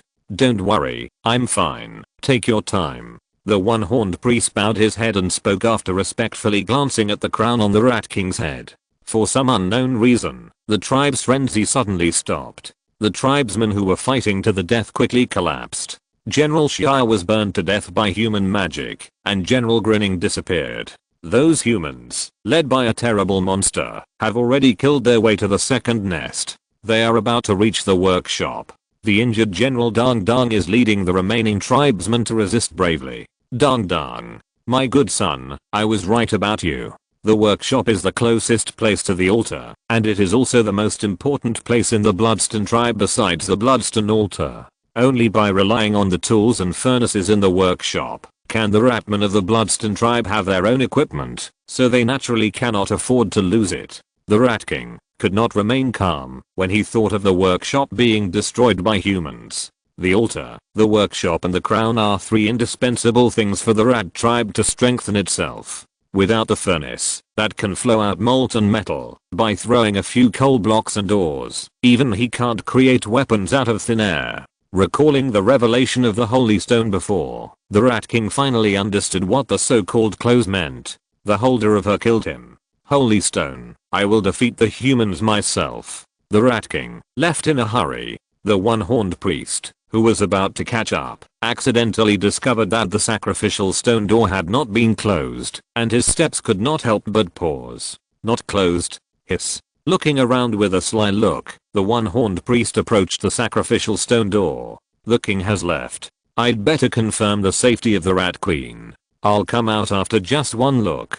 Chapter 149 Strange Power System. I don't know if it's because Lester, wearing the Blood Knight's plate armor, has always been at the forefront. After several hours of fighting, except for a few blackguards who lost their minds due to boiling blood, the rest of the blackguards still retained their consciousness. According to common sense in the past, this level of battle intensity is enough to make the most resolute blackguards lose control and enter a boiling blood state of desire for killing. This time it was even more tragic, but there were not many who lost control. In order to avoid raising the butcher knife against their own people, the few blackguards who lost their minds took the initiative to leave the team and stayed alone to fight the Ratmen to death. The survivors could only bid farewell to their companions with sad eyes, and then continue to follow the man without hesitation, going deeper and deeper, until everyone arrived at a nest built by a mess of crustaceans and underground mushroom wood. User, who was holding the crystal ball, suddenly turned pale, and the light of magic slowly dimmed. Lord Lester, I lost my sense. As if to confirm the words of the Black Wizard, the crazy Ratmen were slaughtered by the exhausted Lester, and went into a state of collapse. They fled into the depths of darkness in a panic. The road became smoother, but the team lost its direction. The abnormal factors affecting the rat group have disappeared. I can't continue to locate. After the rat group retreated, the 25 survivors got a chance to breathe, but no one was happy. Although they killed several ratmen who seemed to be the leaders, they did not get clear results. If they return now, it will be a waste of all their efforts. With the fertility of the ratmen, it will probably not take long for them to give birth to a bunch of cubs. Lord, should we continue to move forward? Why don't we retreat and rest first? User's tone was a little hesitant. For him, if he could successfully leave the underground alive, it would be a victory. He would never go into a cave again in his life. No, take a 5-minute break and keep going. Standing on the spot, Lester sat on the ground. His dull voice was no longer as plain as before, but had a bit of coldness and hardness that could not be questioned. The Nightblade assassins were very familiar with it. So much so that they felt a sense of intimacy. The previous gentleness and politeness were all pretended. Only those who were really familiar with Lester knew that under the Lord's smile was unquestionable tyranny and arbitrary. Morris smiled silently, observing the somewhat shaken user wizard, and quietly raised his crossbow with his index finger on the crossbow. My master, if you don't evacuate, what will you do? Morris, Alice, be alert. Understood, my master. Yes, Lord Lester. Including user, no one dared to raise any objections. After personally witnessing Lester's strength of fighting 1 against 100, the soldiers of the Black Guard would only resolutely follow Lester and kill all the enemies with the Lord. Even if they died underground, it would be a supreme honor. Not to mention the Nightblade assassins, the 5 who had sworn allegiance and sold their souls would kill anyone who disobeyed Lester's orders, even if they were just fighting side by side with him. Only 3 Black Rose mages including user had the idea of retreating. But after losing the protection of everyone, it was impossible for them to leave the underground alive, so they gave up. Knowing that his orders would be implemented, Lester, who was sitting on the ground taking a nap, didn't care too much. The man with his eyes closed just focused on the lake of his mind and felt the sudden waves on the lake. Standing by the lake, staring at the illusory green light emanating from the lake, Lester felt a special call. He just subconsciously felt that this call was very intimate. Hold. What does it mean? Frowning, Lester moved the water. I seem to have heard your voice, but it seems very strange. Who are you? Why are you here? Desire, oath. Shaking his head, Lester looked solemn and whispered to the unknown green phantom light in the lake. I don't understand what you mean. I don't have any desires or vows. As he was speaking, the lake suddenly began to turn red again. An ominous red wave gradually spread in the center of the lake, looking very aggressive. After the red wave dispelled the green phantom light, Lester had a feeling of being spied on by others. What kind of mess is in my body and spiritual world? Is it related to the reason why I came to this world? After the peeping feeling, and the red wave disappeared without a sign, the irritable Lester relaxed a little. Recalling the moment when he was engulfed by the flames, Lester had a headache. After waking up in tattered clothes, he was captured by Nadaz's eldest brother Dort. What happened before waking up, and how did he come to the Runeland from the flames? He had no clue at all. In the 7 years in Valoran, he also tried to trace what unusual changes there were in his body. The final conclusion was that under the training of the practice posture, his physical strength and endurance were constantly improving, but he did not completely break through the limit of human beings and reach the abnormal level of strength. At most, he could easily knock down 5 or 6 elite warriors wearing Black Guard plate armor with his fists without armor, and then be chopped to the ground by more people. In terms of magic, he seemed to have a very outstanding talent for ice magic. He could also feel other magic element when meditating. However, due to time constraints, he did not experience systematic learning after all. Under the confidentiality system of the Black Rose Academy, Meredith could not teach him more about magic knowledge, and Rose refused to teach him, and insisted on letting him enroll. I don't know what the purpose is. So until today, I have only mastered a simple shaping magic rune array. If I really use it in battle, throwing a few materialized ice cones is not as effective as waving fists and holding a knife. After all, shaping magic is only the most basic magic shaping principle. The ice cones don't fly by themselves, and they have to be thrown out by swinging their arms. If you want to release simple ice cone, like a traditional wizard, you have to learn the acceleration magic rune array, the positioning magic rune array, and add the new rune array to the main magic array disk of shaping magic according to the corresponding rules, and you sit together with a shaping magic rune. Only in this way can the ice cone achieve magic acceleration and direct aiming. In other aspects, his height has grown a lot, from 1.85 meters to 1.9 meters, and his appearance seems to be younger and more perfect. Except for the beard, that grows longer from time to time. His appearance and charm are always fixed at a very handsome level, so that he has to wear a magic steel mask blessed by Rose's cognitive distortion magic when he goes out, so as not to be blocked on the street by admirers. To be honest, being so popular has nothing to do with appearance, but it seems like some kind of extraordinary attraction.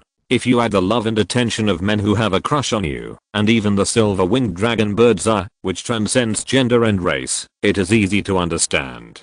To put it bluntly, you are like a walking source of vitality, emitting a fatal attraction to other lives all the time, not just in terms of physical desire. It can be said that even approaching you and talking to you will make other lives feel comfortable, not to mention some in-depth communication. This is also the main reason why the Angel Sisters with Demigod Potential and Rose, the clone of LeBlanc, are obsessed with you. The so-called love at first sight is bullshit. It's just that the old gentleman or old lady is tempted by beauty. The more powerful people are, the more restrained they are in their desires, and they will not be easily moved. Not to mention the Angel Sisters who are conspirators like LeBlanc or demigods of the stars, whose divinity is enough to obliterate human nature. Even Rose, who brought him home, was just trying to pry open his mouth and get what she was interested in. But later, in the process of getting along, a certain extraordinary factor in him slowly affected the woman, and she put the language learning place on the bed. In the process of getting along, he gradually transitioned from desire to love, and a relatively pure emotion and bond was formed. Of course, it was only between him and Rose. He did not really think that LeBlanc, who had lived for more than 500 years, was a love-brained woman who had never seen an excellent man. The reason why the Pale Witch could control Narxus for nearly 1,000 years was because of her brain, never her lower body. Intercourse and lust were just means for the witch to achieve her goals. You know, in the background story, the Angel Sisters lived in Demacia for decades, and they did not like any man, until they accidentally killed their father Zerum in the sister dispute. Why did they take another path of character collapse in me? So, it was definitely not a coincidence that they liked me. It might be related to my appearance, but it was definitely not a decisive factor. Extreme conventional strength, outstanding magical talent, extraordinary charm, aura, and inability to have children. This is what is wrong with my body after coming to Runeland. It can't be that I have merged some world runes, right? Where can I find runes that increase both physical strength and charm? Lester smiled bitterly. It's not that he has never speculated on this. In the game of his previous life, there were 5 types of runes: precision, domination, witchcraft, determination, and enlightenment. Which one is he? Are the world runes collected by Ares really the 5 types mentioned above? In other words, when Runeland was born, were only these 5 types of runes able to generate this complex and beautiful world? Of course not. Games are games, and they cannot be compared with reality. This is the real world. Morgana and Kayla in the game are called Sheena and Miss here. If I hadn't bumped into the sisters and I hadn't remembered the name of my beloved father-in-law, Zerum, I would never have imagined that the demigod angel sisters who mastered the power of the righteous astral spirits would be 2 sloppy, greedy, and hungry girls who smacked their lips when eating and often asked me to hug them. Therefore, if you want to gain a foothold in Runeland, the first thing you have to do is not to treat the game as the world. This world has never been a game, nor is it as simple as you imagine. If you act completely according to the common sense of the game, you may not know how you died. Chapter 150. The Rat King arrives. The unicorn priest gritted his teeth and finally found the Rat King's forbidden land, the magic stone chamber deep inside the altar. As the saying goes, wealth and honor are sought in danger. Now that you are here, wouldn't it be a shame not to take a look? After sneaking into the stone gate and bypassing the giant stone tablet blocking the stone gate, the unicorn priest could no longer move his eyes away. The reproductive impulse instantly took control of the high ground of reason, just like the unicorn standing high on his head, which could no longer accommodate anything else. When her husband went out to fight, the only female of the Bloodston tribe, the Rat Queen, who had just experienced molting and shape changing, had shed her bloated reproductive body and no longer had to swallow a large amount of Bloodston tubes to provide sufficient nutrition for her offspring. At this moment, the Queen of Rat has an incomparable body and beauty. In addition to her blood amber eyes, she has soft snow white fur all over her body. The graceful naked Queen of Rat is lying on the stone bed covered with fur in a posture that makes the rat's blood boil. Even her eyelashes, which are as big as a cattail leaf fan, exude a suffocating beauty. This look clearly shows that she is exhausted. Damn the Rat King. What on earth is torturing the Queen of Rat? No wonder the Rat King can get tired of giving birth to mice here every day without getting bored. Originally, I thought that the Rat King's unremitting efforts were for the development of the tribe. At this moment, when the unicorn priest really saw the unguarded Queen of Rat, he realized that the Rat King was not doing it for the tribe at all, but was simply lustful. The mice born are just the added value of lust, and it doesn't matter how many die. I can do it too. Maybe I can give birth to more than the Rat King. After slandering the supreme ruler of the Bloodston tribe as the only one-horned priest who had breeding tools in the Rat tribe, he once again lost a lot of respect for the Rat King and even felt a little more resentful. He worked so hard every day, but the Rat King, who was revered by all the rats, was having fun with the Rat Queen every night. Why? Just because the Rat King had access to the Holy Stone before him? Screw you. Who doesn't have a big horn? Are you special because you have to? Do you have any use for so many? The seductive body fragrance of the Rat Queen drifted into his nose.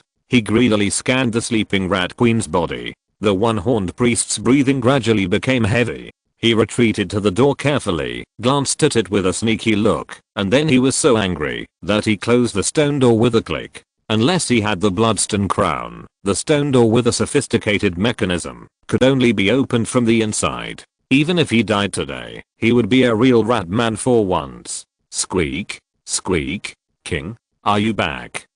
After a few soft squeaks, the Rat Queen rubbed her eyes in a daze, arched her body without any defense, and waited for something skillfully. What kind of extravagant life does this damn Rat King enjoy?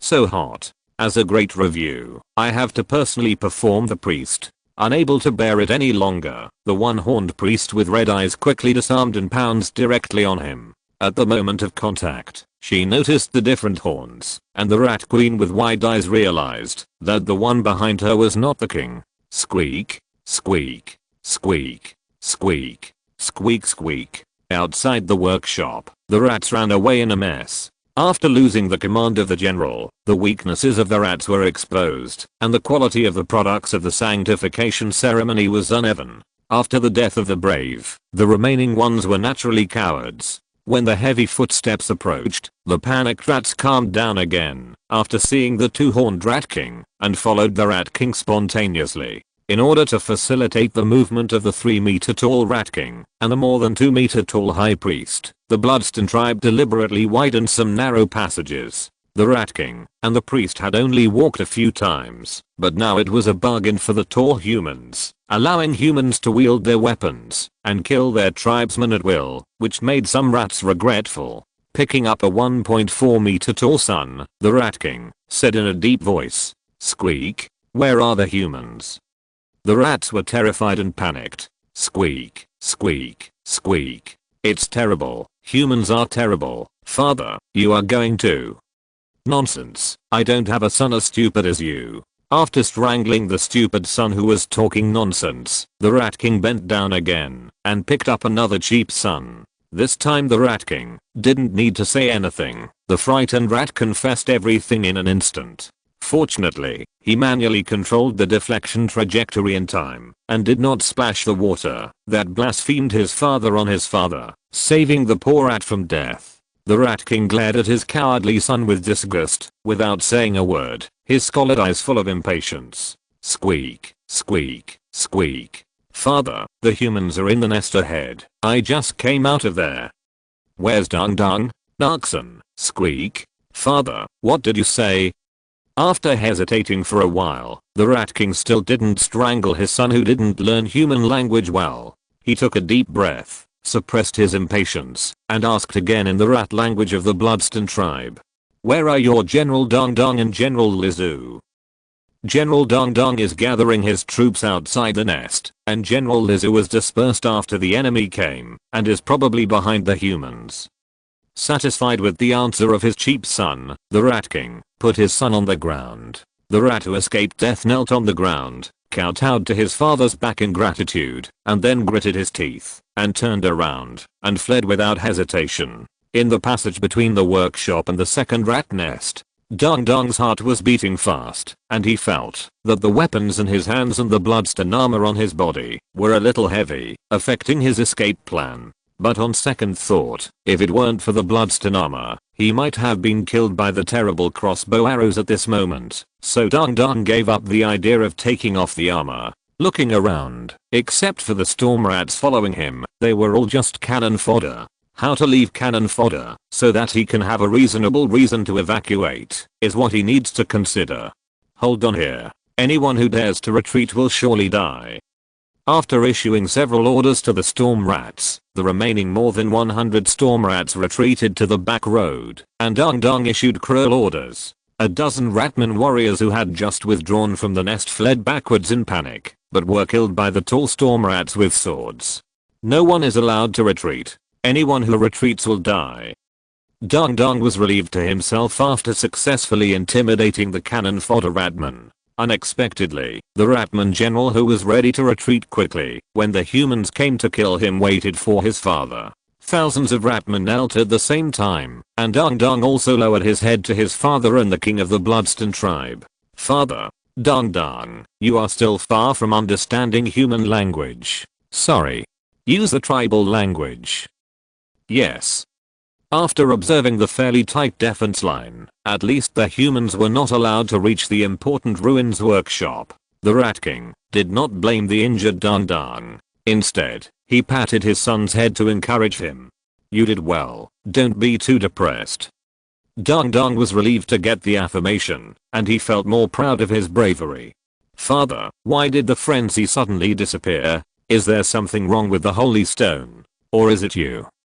Waving his hand, the Rat King looked unwilling to say anything more, so Dong Dong had to shut up. With an unfathomable look on his face, the Rat King, who was somewhat dissatisfied with the Holy Stone, that suddenly went crazy and went on strike, said in a deep voice to his offspring, who were watching him.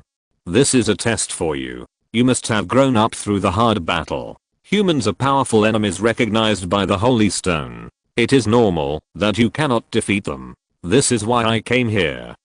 Crossing his arms high, the Rat King's voice suddenly became high-pitched. "Children, let's witness this battle that is destined to be recorded in the history of the Bloodstain tribe and witness the great battle. The Holy Stone is with us." Squeak. Squeak. Do the potato chips look good? Laugh. End of this chapter. Thank you very much for reaching the end. Don't forget to like. Looking for more exclusive content and immediate access? Subscribe to our Patreon. Remember, every like, subscription, or donation encourages us to continue. Thanks to everyone. See you in the next video.